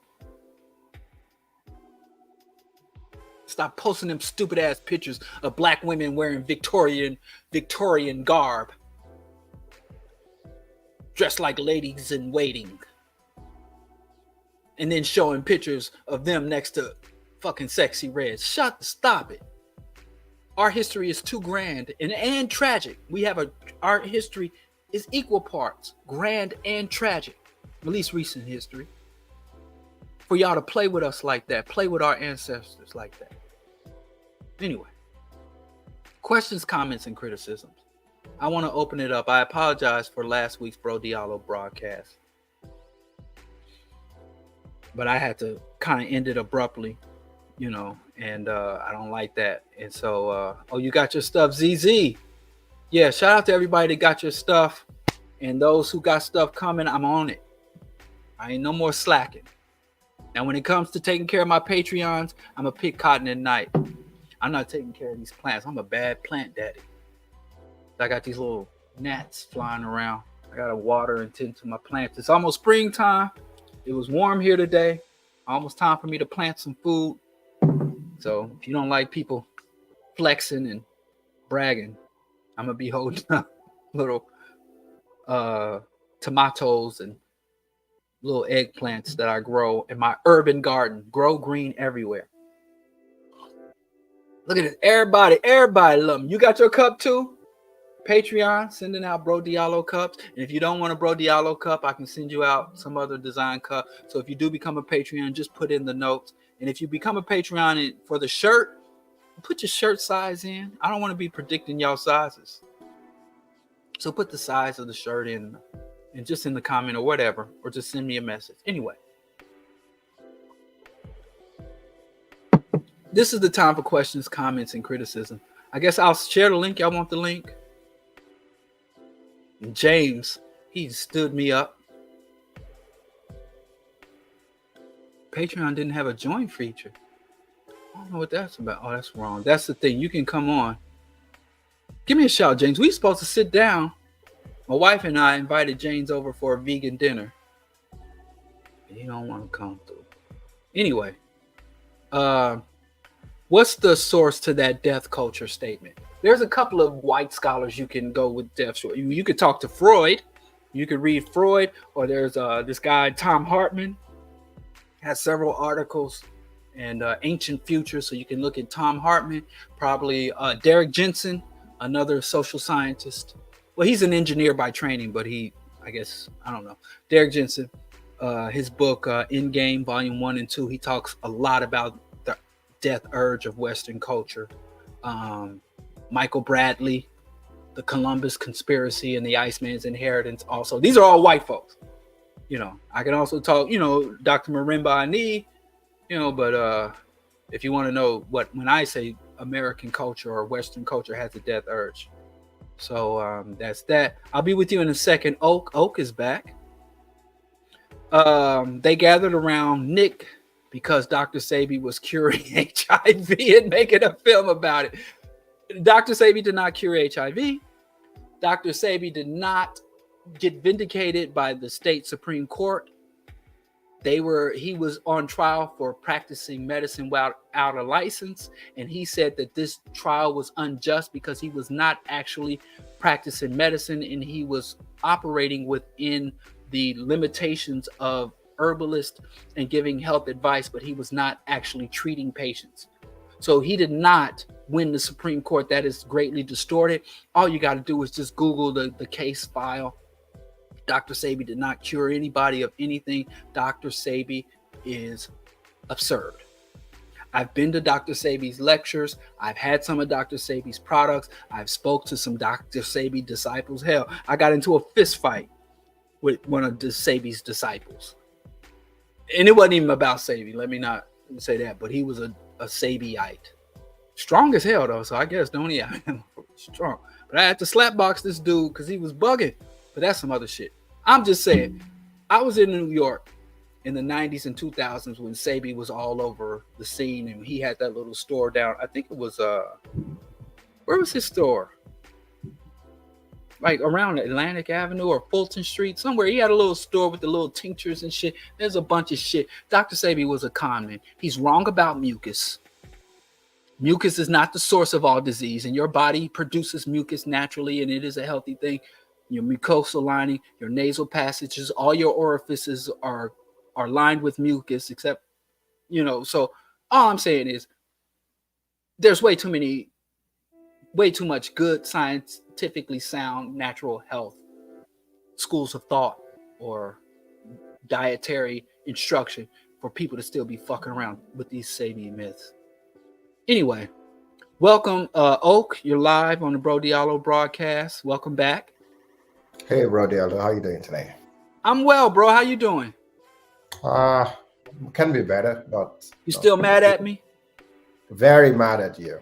Yeah, you still on that boom bye bye? I'm still mad at you. Boom bye bye and about you, boy. Ed, you still okay? Go ahead. I'm still mad at you, but still love you dearly. That's yeah. That's what brothers could do. We can bump heads and have principled disagreements. Absolutely. And the reason why I was actually mad at you was not because of the argument, was because you misconstrued what I actually said. If I want to express my opinion about the homosexuality and transgenderism, I can use science to back it up, and I will not shy away from saying it explicitly. But what I was saying that day, the examples I gave was not to subtly say, "Oh, I'm against the transgender and homosexuality." But that's by the way. That's by the way. I have 3 questions for you. Just 3 questions. One. Okay. One is how. Okay, I recently started dating someone who she's very new. She's actually African. She's new to this whole Pan-Africanism, and she's a staunch Christian. So I started helping her and educating her and all of that. She pointed out something to me, and she said, "Must you talk about this Pan-Africanism all day?" And I was like, so it opened my understanding. Like, does Malcolm X and let's say Martin Luther King Jr., do they have to talk about all of this passion they have with their spouses all day, or does BroDiallo have to talk about all of this with his wife all day? Like, so how do you balance it? That's my first question. Second question is, have you ever? When was the last time? Actually, when was the last time you realized you were wrong about an ideology or an opinion you have, especially when it comes to the space of Pan-Africanism? When was the last time you realized you were wrong and your opinion changed? Because we get new information, we all learn every day. And when was the last time and what was it? And thirdly, the last one I would say is you're actually very wrong, in my opinion, about African spirituality. I've actually heard how you disparage African spirituality and all of that. But are you willing to learn? And the reason why I'm actually asking that is, have you been to, let's say, Africa? That's my question. Thank you very much for all you do. Still love you very much. Okay. You want me to answer? You're gonna leave, or you gonna sit here and listen to my answer? I'll fall back. So if I want to come back in, there's still time. I can come back in, but I'll fall back and listen from YouTube. Okay. Okay. First question about balance in relationships or talking about Africa or Pan-Africanists all day. No, I didn't do that. My wife and I, when we first met, we had a lot of long, not just discussions, but some very strong debates on the issue. And but we went to poetry readings, we went to concerts, we snuggled in and watched movies and goofy cartoons. So no, we were very dynamic and diverse in our conversations and our interests. But when we did have conversations, discourse, and debates about Pan-Africanism, the first thing I wanted to establish with my wife and just any person that I spend a lot of time with is, do they have the capacity to think and carry a thought? So once I knew that she had the capacity to think, but we would talk about it, we would prepare meals. So it was never talk about it all day, but if you're with a woman and you're very passionate about something to the extent that you do want to talk about it all day, and instead of trying to engage you about it and maybe trying to understand why you're so passionate, if she just dismisses it and wants to put a limit on it, that is a red flag for a man or a woman. So I think this, I know Oak is not going to like this, but this goes for any relationship, man, woman, gay or straight. So if you are truly passionate or excited about something, when my wife was getting her doctorate and she was going into these various institutions to research how the status of students, how they are basically indoctrinated to fulfill a specific role in society, and the different techniques that schools of the elite use to insert people into the elite roles that are prepared for them, and how they subdue Black students into accepting their role, subordinate role. Even if a Black person becomes president, he's not advancing his agenda. He's just fucking carrying out the agenda of whatever white master. But anyway, she was started talking about the new terms and the new techniques. And, I was never like, that's all she talks about. So if you are interested in somebody and they're passionate about something that is healthy, you more so would begin to adopt and engage it. So I think that can be a red flag, but like you said, she's a Christian, so she's got some things she's got to work through anyway, and you just have to determine. But no, we had a very, very, then and now, we have a very wide range of interest. our core is revolutionary Pan-Africanism and liberation of African people, but we live a good life. We have a lot of things that we enjoy, whether we're going out together or at home on the couch in the movie. So um, the balance isn't really anything we dictate. We don't have any hard, like we have to stop talking at this time. It's organic, it's natural, and it's part of being around somebody. So if you talking Pan-Africanism, I think you can kind of be, when you meet someone new and they're not really there in their critical thinking or their ideology, you want to kind of push hard, but ebb and flow. But I don't think you should censor yourself, and I don't think you should ignore red flags in relationship to someone seeking to suppress or diminish you and your interest. I don't even know if that's a good answer. But the balance is, it should come natural. And if you're feeling like, oh, I want to share this or I want to articulate this thought, but I don't feel comfortable with talking to that person, you might have to slow your roll, spend more time in your courtship or getting to know each other phase. Last time I was wrong about something, this again goes back to my aunt and my wife and I. There was a conversation I had with my wife as well. But, well, one, I was approaching things with my son, and my son came to me and was like, listen, there's a lot of things I don't want to get into his business. Folks don't like, my family don't like when I tell their business. But anyway, my son and I had a discussion, and he was like, listen, you got to deal with me like this. I'm a young man. I'm more responsible and capable than you give me credit for. And I want to be able to maneuver this way and do these things without the oversight. And so I'm like, yeah, maybe I'm wrong. And I'll give you an opportunity. And it's this new responsibility, this new way of navigating the world is all yours, and it's yours to lose. So I have certain requests and requirements of you. And then my wife and I were talking about race being a social construct. And my wife is like, nah, race is real. Race is more than a social construct. The phenotype is this. And so my wife and I had a debate, and that changed my position on race and how I articulate in my position on race and racial groups and racial categorization, where she was much harder on its definition and positions than I. So she moved me on that. What else, man? It happens quite a bit. And because my opinions are just that, they're opinions. So I'm not that committed. Like my ideology and principles, that's a little harder to change. But I'm not that committed to my various opinions and conclusions based on opinions. So that's not that hard. And also, have I been to Africa? No, I haven't been to the African continent. And it's all Sheum's fault, because he said he had a place for me to stay and he ain't got it ready yet. Roman.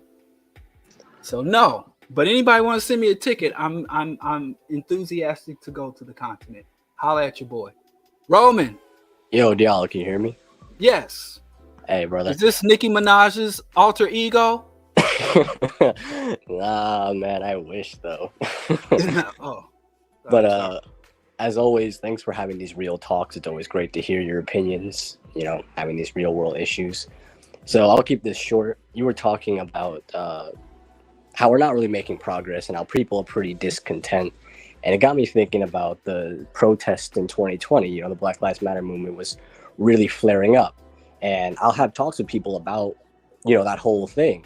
And we always come to the same conclusion that, like, nothing's really changed since then. I feel like more people are more conscious and more, you know, talking about racism, you know, police brutality, colonialism, all these people. We all know these words, but it feels like we're not really pushing the envelope. And in my opinion, it almost seems like the state is kind of now retaliating for people protesting. We're seeing all these cop cities pop up in places like Atlanta. I hear they're trying to build it all over America. So I just want to get your opinion. What do you think would be a good way, if you could tell young people how to effectively make progress, as you would define it? What would be a great way for us to start? Would it be our ideology? Would it be for us to get motivation somehow? What would you say to that? And sorry, that's not very specific. Yeah. Well, what's happened with Black Lives Matter, and I hate that it's called a Black Lives Matter movement, because Black Lives Matter is many things. Black Lives Matter in one aspect was an assertion. It was a mantra, and it was us stating that or asserting that our lives matter. And then it was also an appeal, which is what I didn't really agree with us appealing to white people to recognize. So it was an assertion, it was an appeal, then it became a brand. You know what I'm saying? It became a marketing gimmick. So it was co-opted. Right. So a lot of times when you have something, it's like a lot of where I was mentioning before, a lot of these gun nuts think they're somehow carrying on the legacy of the Panthers. It's not enough that you can build something. You have to defend it. You can erect the most grand building. You can construct, or I mean, I've done it, laid out some of the most beautifully well manicured gardens, but you have to constantly preserve what you build. You have to weed the garden, you have to maintain the basement, and there'll be water inundation and the heat and the exterior and interior wear and tear. So when Black Lives Matter came up, the radical left, as opposed to embracing it and wresting control of it, surrendered it to the liberals, to the reactionaries. And we let them, you know, where it became a liberal marketing and campaign tool as opposed to a radical war cry. So, and many less people were so fond of criticizing the Black Lives Matter and started talking this George Soros nonsense as opposed to preserving it. And regardless of your opinion of the Black Lives Matter movement, I say in quotations, when you look at the sentiment, the idea, the concept, the assertion of Black Lives Matter resonated with our people. And we just were more content to be superior to the people who fell for the trick, as opposed to saying, let's take this. Let us wrest control of it. We allow it to be captured and diluted and made almost irrelevant. So that's with the Black Lives Matter movement. And with all the reforms, there's this concept, this political strategy called loosening up to get a tighter grip, where Dale Jones explained where the oppressor will make concessions and give illusions of progress in order to strengthen, to stem a tide of resistance and strengthen the systems of repression. He called you loosen up to get a tighter grip. So that's all that whole Black Lives Matter, kumbaya moment, DEI bullshit, where they were hiring everywhere you look. There was a new Negro first and something. But in terms of what young people have to do, yes, you already know. You've been listening to me. It's ideology above all. There's too many people who think that they can do justice or just do right and just I understand what's right and wrong and I understand what the people need without having a grounded ideology. So that's the first thing they need to establish, an ideology, and out of ideology is born your techniques, your priorities, your strategies, your principles. All of that is born from ideology. Some people just say, well, people are homeless and we should get them housing. And then everybody who want homeless people housing. But what is your position on private property and wealth accumulation? So if you're just saying, well, people are homeless and we're trying to get people into houses, but your ideology does not push you to challenge the very concept of property and property ownership and private property and property accumulation and consolidation and wealth accumulation and wealth concentration within that economy, you can put a few people in houses. But ultimately, the system that leads to making people homeless will expand more rapidly than your ability to put individuals in houses. So it is ideology. Once you have ideology, you can look internally and say, what assets are available to me in terms of the numbers of people, in terms of the tools and resources and weapons I have available to me. You can assess your level of personal risk and your level of collective engagement. And then each region around the world, depending on, do you have people who are scholars or able to do research? Do you have people with certain skills in terms of whether it's growing food or dismantling or constructing infrastructure or things? Then and only then can you say, well, in this region, these are the more immediate concern. How do we begin to address the immediate concerns, recruit, educate, and cultivate revolutionary cadres, and then we make an appeal for regional solidarity, continental, and world solidarity. So it is kind of systematic. So in order to say, well, what are the first steps for youth, it's going to be different for those youth depending on where they are. You have youth who are incarcerated who need to organize. You have youth who, like my son, who's a junior in university, is going to be different how he would organize as a youth than an incarcerated youth or a youth who's already working and in the workforce. So there's really no, and anybody telling you, oh, this is what you must do. You need to get your entrepreneur. You need to get a business license, LLC. That's not an answer. But one thing I can say is universal to everyone. You need to understand what ideology, because if you don't consciously determine and establish your ideology, inevitably you're going to be working to fulfill and advance another person's agenda and interest unconsciously. The only way to determine your own interest and to have an agenda that speaks to you is to first be grounded in ideology. And then the specific actions that would have to go to where the youth are operating and what is in their environment, their local environment, what resources are available to them or denied them. I'm sorry I couldn't be more specific on that part of the question. No, that makes sense. You know, everyone's got to take their own action. You know, it's just different for everyone, like you just said. But thank you for answering this. Actions should resonate with others.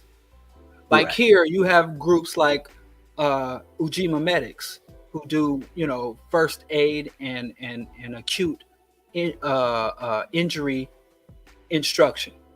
That resonates with people out here doing holistic health and people working on the chronic disease and people dealing with young mothers and the high risk pregnancies of young mothers. So even though they're doing things, those things all resonate and align and mutually support each other. And as the revolution and the consciousness of the community expands, it'll be nothing to merge them for them to start sharing resources and experience and people being able to cross-pollinate those organizations. So what you do should not be antagonistic to the positive work that's going on around you. And you can either join the work that's going on around you and help to radicalize that work, or you can do something brand new from the ground up that, again, like I said, resonates and is a complement to the other good things happening. I hear you. I have just real quick, what do you think about an urban league? Do you think that the organization urban league or forming another urban league? I guess the organization itself. I actually did some work under the urban league and with urban league grants, but it's more of a integrationist organization. It's no longer, even though it's had some radical people come out of it, it's an integrationist organization, and I just can't abide integrationism. It's a doomed ideology and it's a doomed agenda. I agree. I was thinking of joining. You have the urban league in your area. I do. Again, when I first moved here to Chicago, I was working with ministers. When I was in Kansas City, I worked with the local NOI. You know, so you can, what they say, there's no such thing as permanent allies. There's only permanent interest.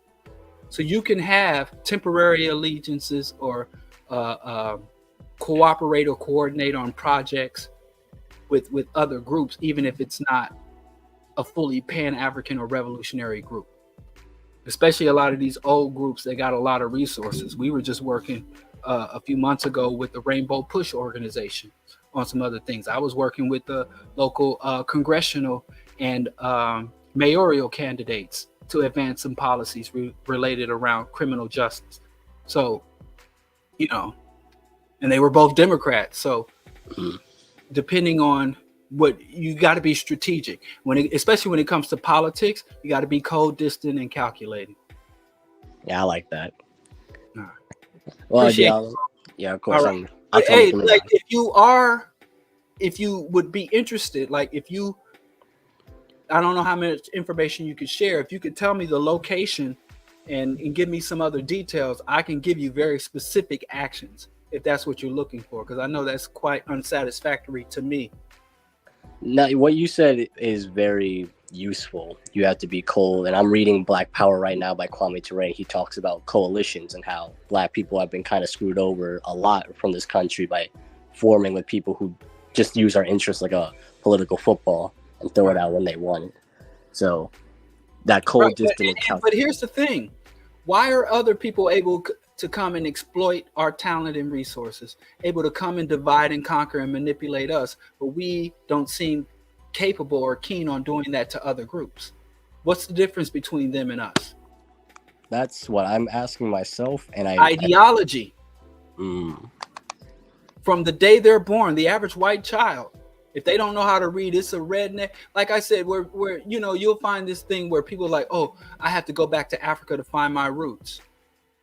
The white people in this country don't have to go to Europe to learn to be racist and supremacist, you know, because it's in their fundamental system, their work, how they entertain themselves, their leisure, their structures, their religion. Every component reinforces that. Right. It is ideology. Amy Wilson said that's the greatest asset a people can have, their mentality and mindset. I agree. I guess we're just a little. I guess we just right now. I think a lot of us, especially young people, we don't have a fixed set of things to think about, an ideology, anything like that. There was a whole the whole point of the COINTELPRO movement was to corrupt or dissipate Black ideology. Right, to make sure the youth themselves don't actually, And now, and so now when a individual leader emerges or a new organization emerges, we don't ask ideology. We just say, what do you want to do? Well, I'm here to do business. I want to put Black business. I want to put Black fathers in the home. But we never ask their ideology. And so a lot of these Black organizations, whether it's the Black Hebrew Israelites or Dr. Fubar or the NOI, their victories would be a catastrophe for the Black masses. Because even though they talk about they want good things for us, their fundamental ideology that they're building around is regressive, reactionary. In many ways, they call it African, but it's anti-Black. It's interesting. It's a little embarrassing, but I actually found you and other similar people like the Black Power Media through Dr. Umar. I actually, maybe 2 years ago, I was listening to him, and his pro-Black rhetoric did suck me in at first, and then I started hearing his, anti-trans, homophobic, talking points that, made me raise an eyebrow. But through him, I ended up finding, people like you, and you talked to him before, about FD Signifier and these other, actual pro-Black people. I think that's pretty interesting. But I won't take up too much of your time, my brother. Thank you for talking with me, and I'll tell Nicki Minaj you said hi. All right, appreciate it. It was Nicki Minaj's alter ego. Thank you for waiting, Nat Fade Cole. Hey, BroDiallo, how you doing? Welcome. I'm well. How are you? I'm good. Finally get a chance to speak to you, because we do engage sometimes on social media from time to time. Well, not that regularly, but it's finally good to get a chance to speak to you in person. You're, I would say, probably one of my favorite. Can I say modern day Pan-Africanists? Appreciate that. Because I really resonate with or a lot of what you say resonates with me quite well. I was calling today because I was listening to the show. I missed the beginning of the show, but I was going to catch it from where I caught it from and ask questions based on that. So the first thing I was going to talk about was being radical. And the reason I'm going to start with this is because I seem to, from listening to your, I'll call it lectures, because I take them as lectures. From what you've said and how you've broken down being a radical is one that I align with and I really agree with. However, what I find is when I personally tend to engage with all other African people or people of African descent on this topic, I find that even though some of them claim to be radical, I find that some of their conclusions are very delusional in the sense of, for example, in the sense of we can talk about Pan-Africanism and we talk about African struggles and liberations and stuff, but then some of them end up concluding from a pseudo-Christian perspective or standpoint, or by saying, God will do something. And I'm just like, because I'm atheist also. So with that conclusion, I'm kind of torn between. The second one is now Palestine. I understand, I support the Palestinian struggle, and it's something that I'm kind of engaged into sort of know more about. However, I find that maybe this is just me, but I find that when I engage with African people or Black people, I find that, especially because I'm speaking from the UK standpoint, the people that sort of talk about these things, they talk about Palestine, and like I said, the Palestinian struggle is one I resonate with or resonates with me. But I find that they seem to focus more time on this and ignore the plight of the African people and not bring that struggle to the forefront equally, in the same way that they're bringing the Palestinian struggle forward. The second one is African spirituality. Now, it's ironic because the caller before, I think Oakland mentioned something about African spirituality and stuff like that. But what I would say about African spirituality is, from the perspective, from how I understand it to be, for the most part, because I was born in Africa, I find it, what they practice, I find it to be animal cruelty and nothing but that.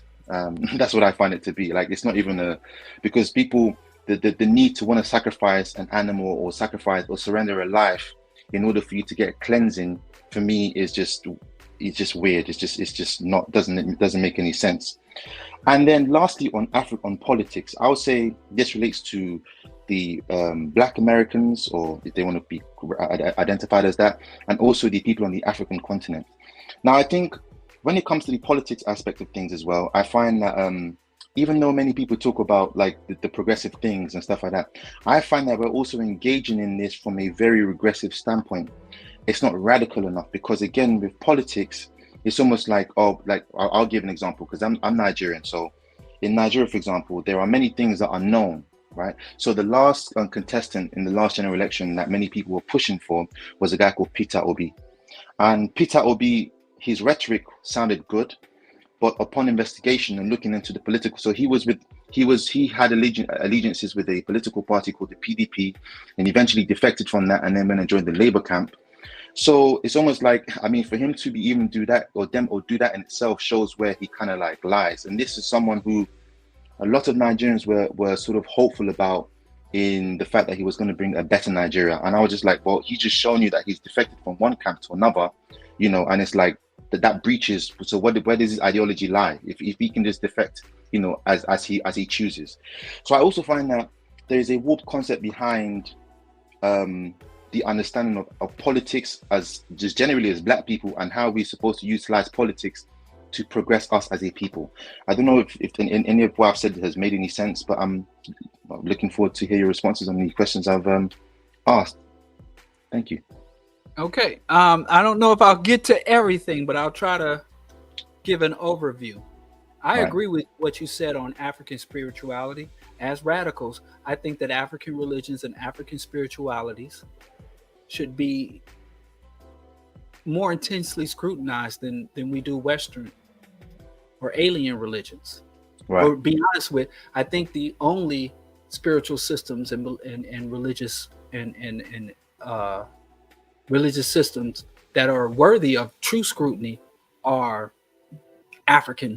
indigenous African religions. I think alien religions, imperialist religions, should be rejected offhand, but we have to scrutinize them because so many of our people have been enslaved and indoctrinated into those systems.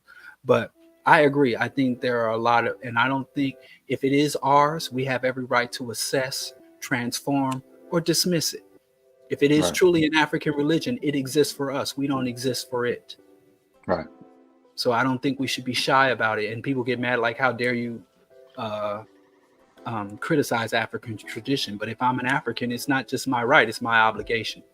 As far as radical, when you say radicalism is not a title, I'm a radical. Even though I say I'm a radical, but you are defined as radical not because you embrace the title.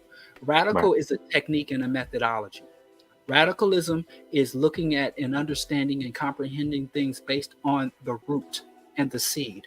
So whether you're looking at a large societal phenomenon, such as racism or imperialism, you don't just look at the bombs dropping or the white folks in the white robes and the racist KKK. You look at the root causes, the fundamental aspects of it.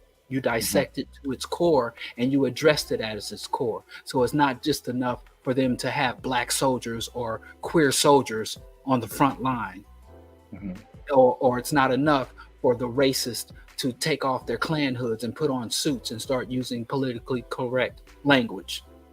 That's not enough. That's inadequate. That's surface. A radical says we need foundational transformation and change. It's not enough to give $15 an hour minimum wage in this society. You have to destroy the infrastructure of capitalism. It's not enough to recycle. We have to stop the destruction of and hyper exploitation of the planet's ecosystem. So radicalism is a technique and a methodology for comprehending and engaging with reality. And if a person does not fully implement those techniques and that methodology, they can call themselves radical all they want. They are not being radical. So that's how you deal with that. As far as Palestine, I think that if someone is committed to Palestine and is neglecting or is unaware, a lot of times people are prompted and provoked by the media. That's why I talk about televised atrocities. Right now, we had the George Floyd movement. I promise you, atrocities and abuses by the state on the level of George Floyd happen every day. But the only time that we get a mass movement or mass consciousness around it is if the multimedia, either it can go viral on social media or the mainstream media picks it up. So that's why I'm specific to talk about televised atrocities or mainstreamed atrocities. So the Palestinians were suffering in obscurity, but they took a major act that gave worldwide attention. So now it is mainstreamed. So it's not that people don't have the concern or people neglect. It could be. So it is our obligation not to diminish or try to dilute people's concern about Palestine, but to try to expand their understanding. Not just say, well, decolonize Palestine or free Palestine. The whole world is under colonization. I agree with that. Yeah, like, I oppose Zionism, but Zionism is not limited to Palestine. The Zionists and the Mossad have global operations, and the Israeli apartheid invaders are a nuclear armed state, a hyper aggressive nuclear armed state. So Israel threatens the world just like the United States does. So what I would not do is someone says Palestine, Palestine, Palestine, and say, well, what about the Congo? What about the Horn of Africa? You know, what about the famine in Somalia? What about the U.S. Mass incarceration, which is genocide? According to Geneva Conventions, mass incarceration is genocide.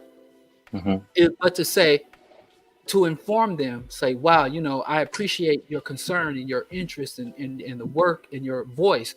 Could you also help me to get the word out about this? I'm going to take your Palestine efforts. I'm going to help promote that. And I also, so it become a collaboration. And if they were truly concerned about justice overall and not just trying to be with the trending movement, they should be receptive to that and how they respond to that. So it's about expanding our resistance and connecting and understanding the interconnected of all these atrocities. But yeah, of course, whatever the mainstream white media is focused on, that's where most people, even well-intentioned people's attention will go as well. But I got a couple of people waiting, so I appreciate. No worries. I appreciate you, bro. Thank you very much. All right, appreciate you too. Please tune in the future. Okay, Passionate, thank you for waiting. How you doing? I'm doing well. How are you? I'm well. Man, it is great to talk to you. I've just been listening to you for the last couple of weeks. I first heard you on EYL. I mean, I don't know why them people be hating on you, bro. I don't know what it is. It's wild, I guess, man. I'll be supporting you. But it'd be rough in that chat sometimes. I think it's like some grade school stuff. You know how the girls that liked you in kindergarten would throw rocks at you?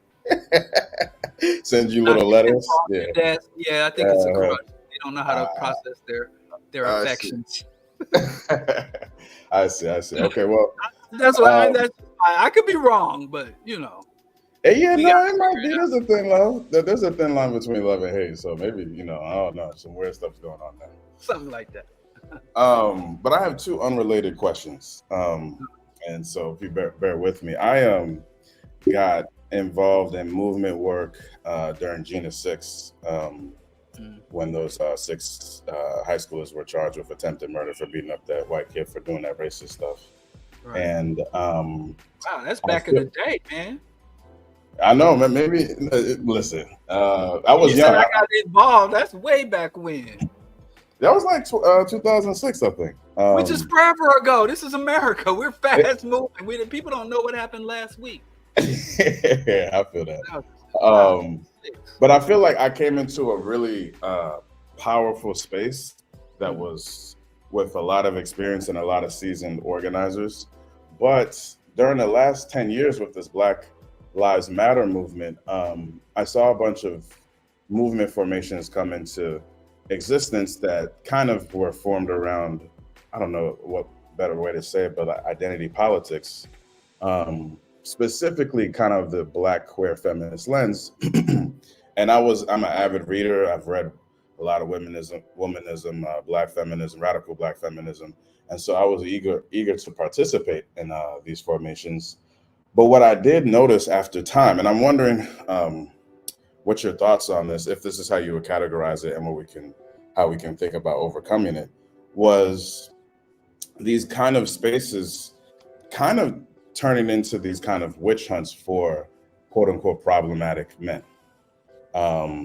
particularly straight Black men. And what I saw was, of course, I think all men in the society are socialized into a type of heteronormative, patriarchal system, and you have to challenge that every single day. But I saw men, well-meaning men, who perhaps may have made some mistakes, and perhaps some mistakes were imaginary.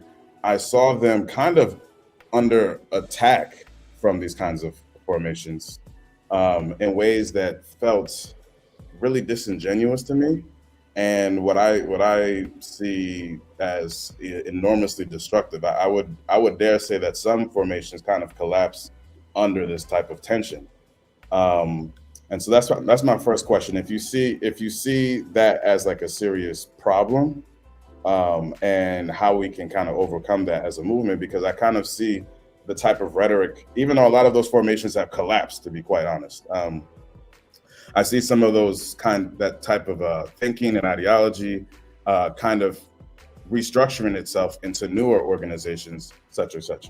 The other unrelated question that I have is this one of religion. I've noticed, I personally call myself an agnostic. I don't know if you have an issue with that, but I'm not spiritual. I don't believe in any of that stuff. But I do feel like you spend a lot of time on that. And I do think not enough people spend enough time on religion.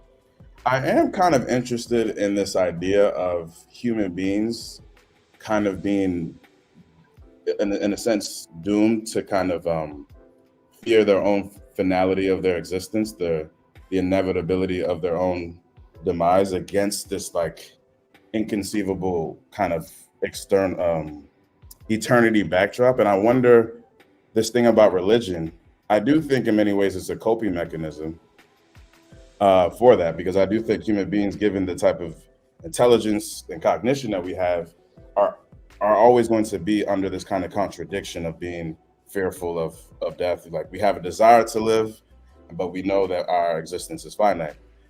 I'm wondering how, instead of religion, we can help people kind of cope with that reality. And I'll throw in a little thing. Sometimes I do feel like, I read this book called The Denial of Death by Ernest Becker, and he was making an argument that a lot of the things that we do is out of this fear of death. And sometimes I wonder, like, you go so hard at some of these religious folks. I'm wondering if it's a coping mechanism for you. Now that's just a subjective, playful thing I'm just doing. I'm not saying that like super seriously. And so that's my second question. Like, how do you think human beings can deal with that? Oh, and to add to the first question really quickly, and I'll let you go. I really hope that you read this, The Man Not by Dr. Thomas Curry. Even if it's a long, heavy book, but even if you read the introduction, I think he lays a lot of his arguments out in the introduction, and you get a good sense of his thinking. But I think also to relate in relation to the first question, a lot of people, especially Black feminists, Black women scholars, don't even want to engage with that book because of that tension too. So, yeah, I'm wondering what you think about all that. That's a lot. I have to say, as a rule of thumb, any formation that can be destroyed by women asserting themselves should be destroyed. If women within an organization or formation articulating their concerns can lead to the disunity or disruption, then I think that is a organization. Any organization that cannot stand up to the women within that organization asserting themselves should be destroyed. And that goes for any group within an organization, any identified group that is coming with what I call compounding oppressions. So if it is a group, an organization that has people who are disabled, people who are non-heterosexual, non-cisgendered people, the poor people in the group, or the people who are unhoused within the group. Anytime there is a people in the group that have concerns that run beyond the overall group. So we're a group about racism, or we're a group about poverty, but there are people that have compounding issues within that group, and they want to assert, and they want a voice, and they want their specific or particular needs addressed, or their particular deficits filled. And that group overall says, well, we can't be a group if you're going to be making noise about this. I think that group should be destroyed.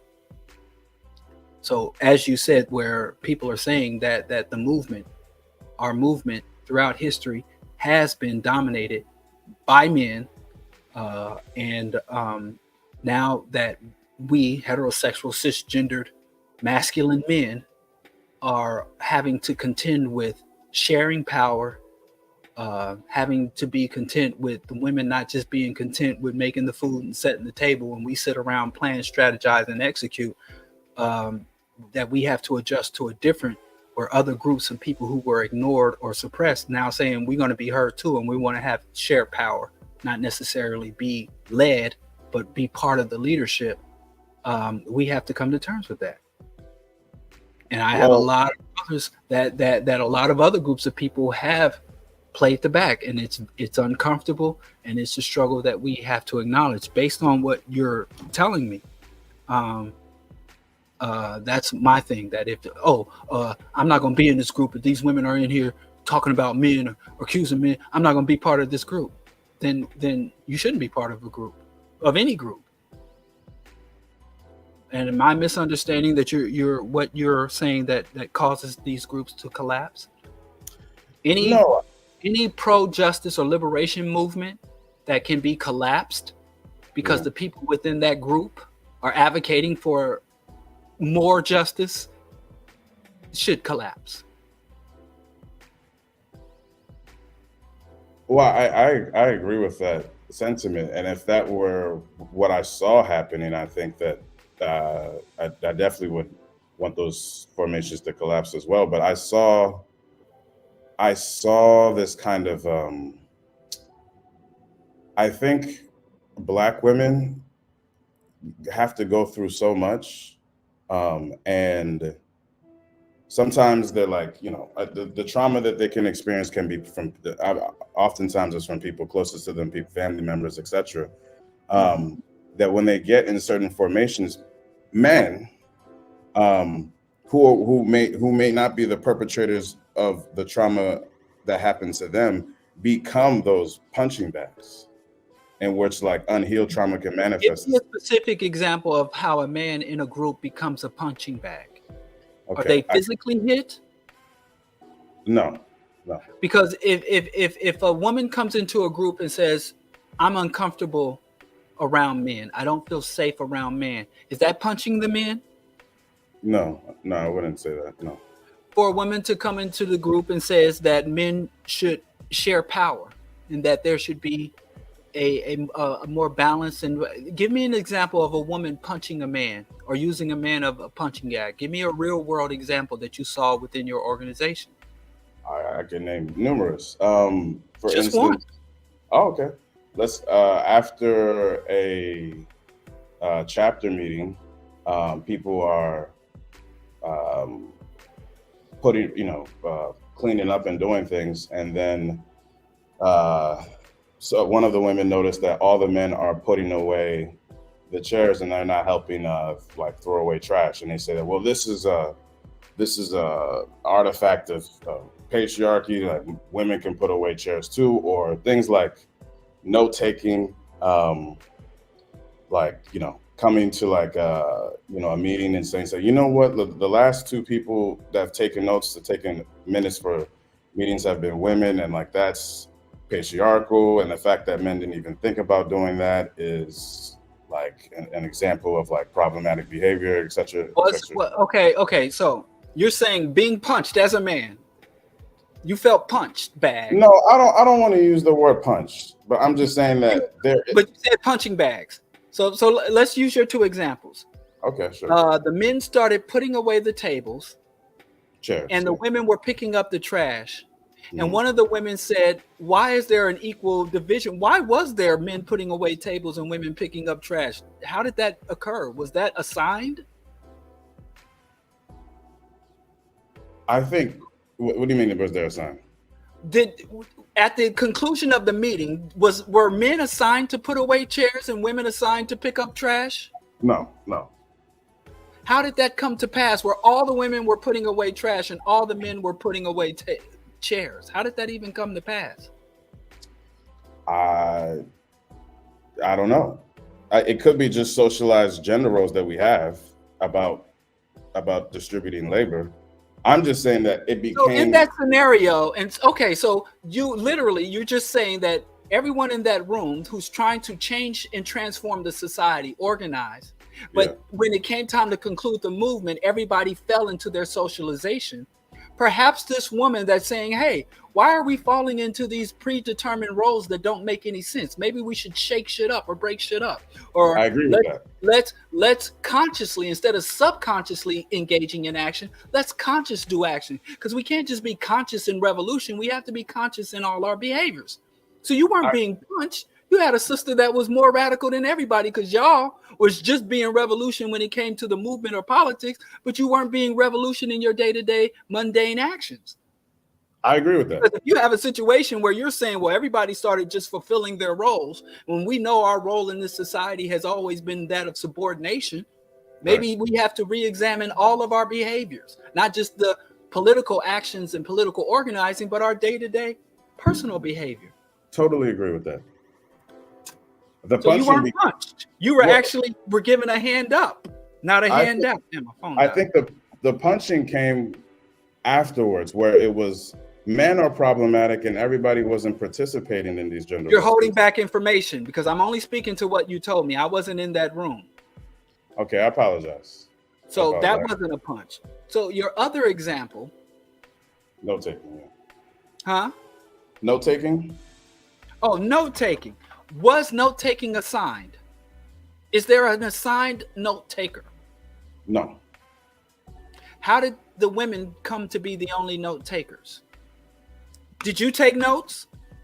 Actually, I did, but so not. You had her, brother. You could have scored. I did. Men. So you should have grabbed your notes because I take notes everywhere I go all the time. You should have took your notes and slapped them on the table and say, got you, sister. You said only women taking notes, and here I am, manly as I am, and slapped the notes on the table and did 50 push-ups and say like men and showed her. You could have. I would have dared not sit there quiet when the sister got up and said only sisters are taking notes. Sisters are reduced to secretaries, and you say, sis, here are my notes right here. In fact, I'm gonna produce a copy for you. Well, I dare not. I even got better punctuation and verbs in my notes than her. So you could have won the gender war for black men in that moment. So she was wrong. You should have said, sis, I'm sorry, but actually that's not true because I'm a man and I took notes. So this is not a situation where sisters are reduced to secretarial roles. And I'm sorry that you weren't able to see, but you made an assessment that is incorrect. Here are my notes.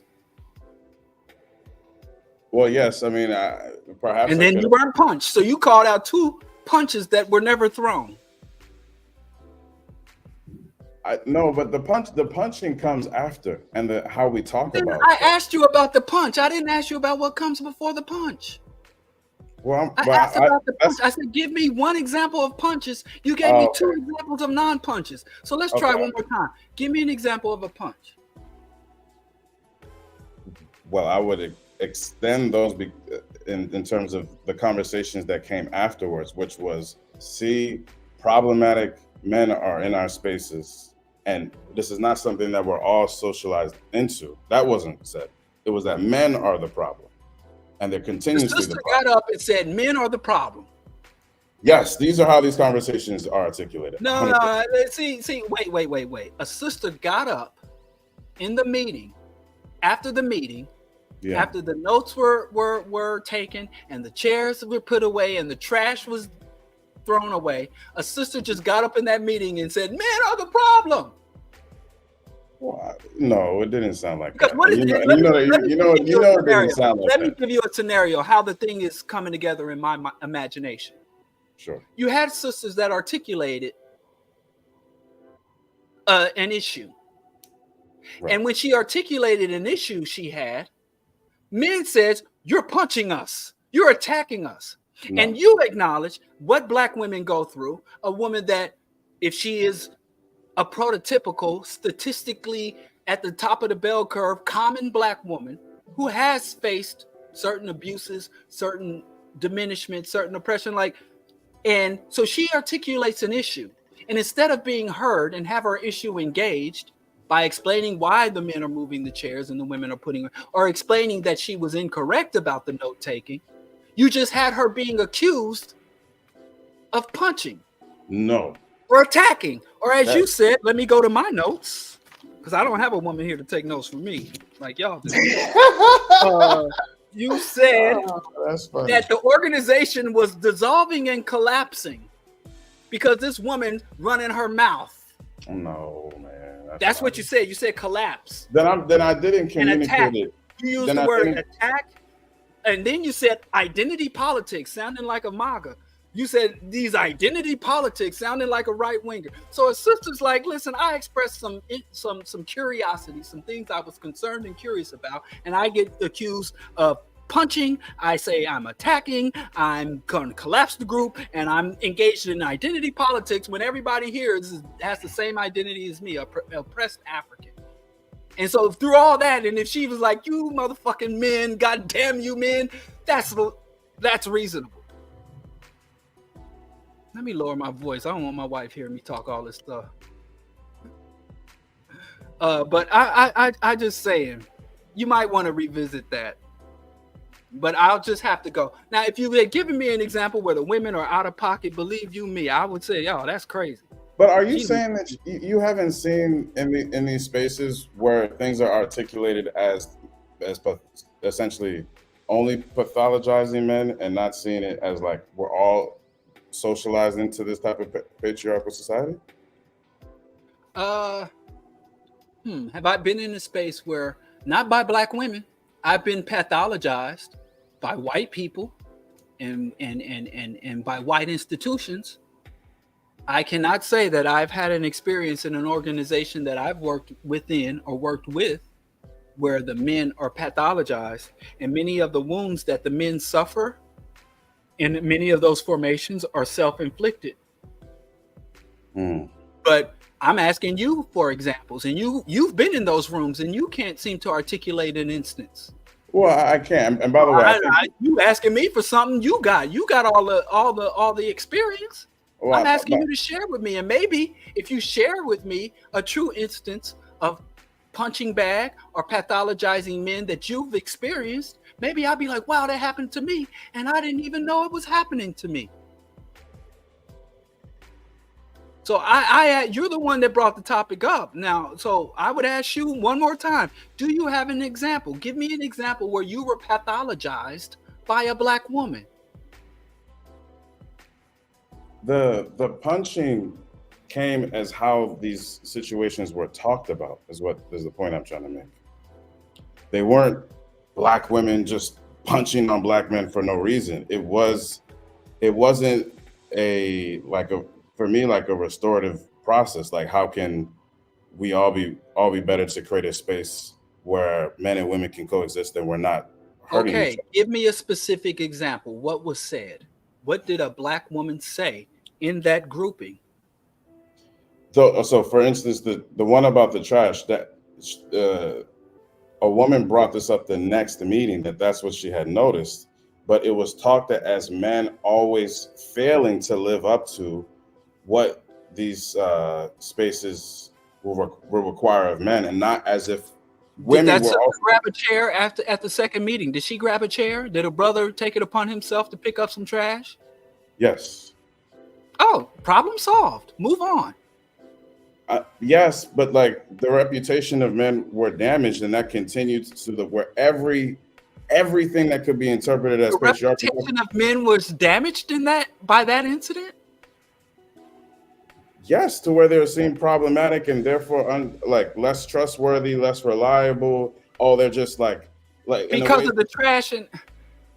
This is something that happened. Listen, I'm gonna have to be real with you. I'd like to be able to like get with you on this. I'd like to be. Listen, ain't nothing. I'm a hater. I'm a hater innovator. I'm a fully fledged hater participator, and I hate on everybody. So if you could really give me something meaty to run with to tear these sisters down, I'll take it and run with it. Well, unfortunately, but I'm just not hearing anything. I could really nothing good. You ain't got nothing juicy. No, because I don't think that's how these things function. I don't think they come off as these. It's insidious and subtle, right?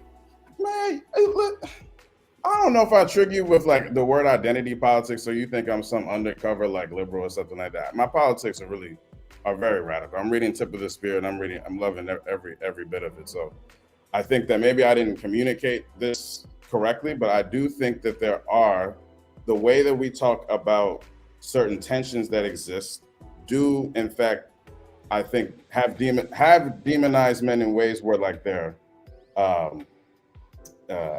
unredeemable or like always seen as problematic. That's fine. I'll accept that. Black men are demonized and asserted that we can't learn and we're unredeemable. Give me an example where you have personally and deliberately and directly faced such treatment from a black woman. I was called patriarchal because my co-chair, unbeknownst to other people, wanted to take notes and always took notes in our meetings. And let's see, you got me all like frustrated and flustered right now, and wanted to take notes. I'm punching you. I'm being beat up right now. You're like Muhammad Ali right now. Listen, man. Listen, I'm all for tearing these sisters down. We just gotta refine our attack, man. I'm with you. I want to get at the sisters too. I want to. No, blame I don't want to get at everything too. I do. You better than me. Well, I don't. I want the boys' team. I'm on the boys' team. I want the boys' team to win. So, but I'm saying we just got to refine our attack, man. We got to come better than this. We need tear downs that can stand up to radical analysis and scrutiny. If a woman calls you patriarchal, right? Were you being patriarchal? We all were. So why are you crying that a woman called you patriarchal if you were being patriarchal? I thought you'd be like, no, I wasn't. No, so you saying, I'm like, listen, I asked you, give me an example where you were pathologized or demonized or attacked. And you said a woman called me patriarchal. And so then we got to converse a little bit. Then I asked you, wait a minute, were you being patriarchal? You like, yes, I was being patriarchal, and so was everyone else. So instead of complaining to this woman, you should have given her a lollipop or a high five for her accurate assessment. Wait a minute. The assessment was accurate but incomplete. That's what I'm saying. And that over time snowballs into. So what else? What did she leave out? What did she leave out? that She we said were her all assessment was that accurate, women but that what else were women you doing? that women in taking out the trash were falling into predetermined gender roles as well. And so we can't look at it as men are the problem. They have all the problematic behavior and we're the righteous ones. We're all participating in it. That's what I'm saying. And when that argument is consistently Let me ask you formulated this, like that, passionate. How that sister contact me? Tell her to holler at BroDiallo. Because you know what? I have to say, I envy your organization. I wish I had an organization where the biggest issues within it were note taking and chair moving. You really got something good there. Keep it together. And if that's your biggest internal conflict, then you know, the women in your organization are spoiled. Tell them Brody called y'all spoiled because I called his show and live on the air saying our internal issues and we're suffering because of who's putting up the trash, moving the chairs, and taking the notes. I wish I could join an organization where those were the punching and the issues. If your organization is so nurturing and mutually supportive, where those things are problems for you, you're in probably one of the best organizations I'd ever heard of. So, you know, the organization is no longer there's there. Organizations that are truly sexist, misogynistic, cultish, exploitative, dehumanizing, corrupt.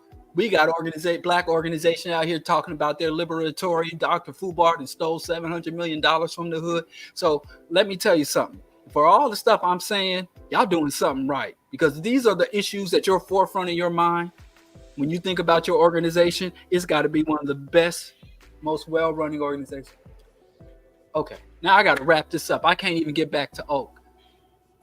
But anyway, man, don't let that collapse. Just pick up.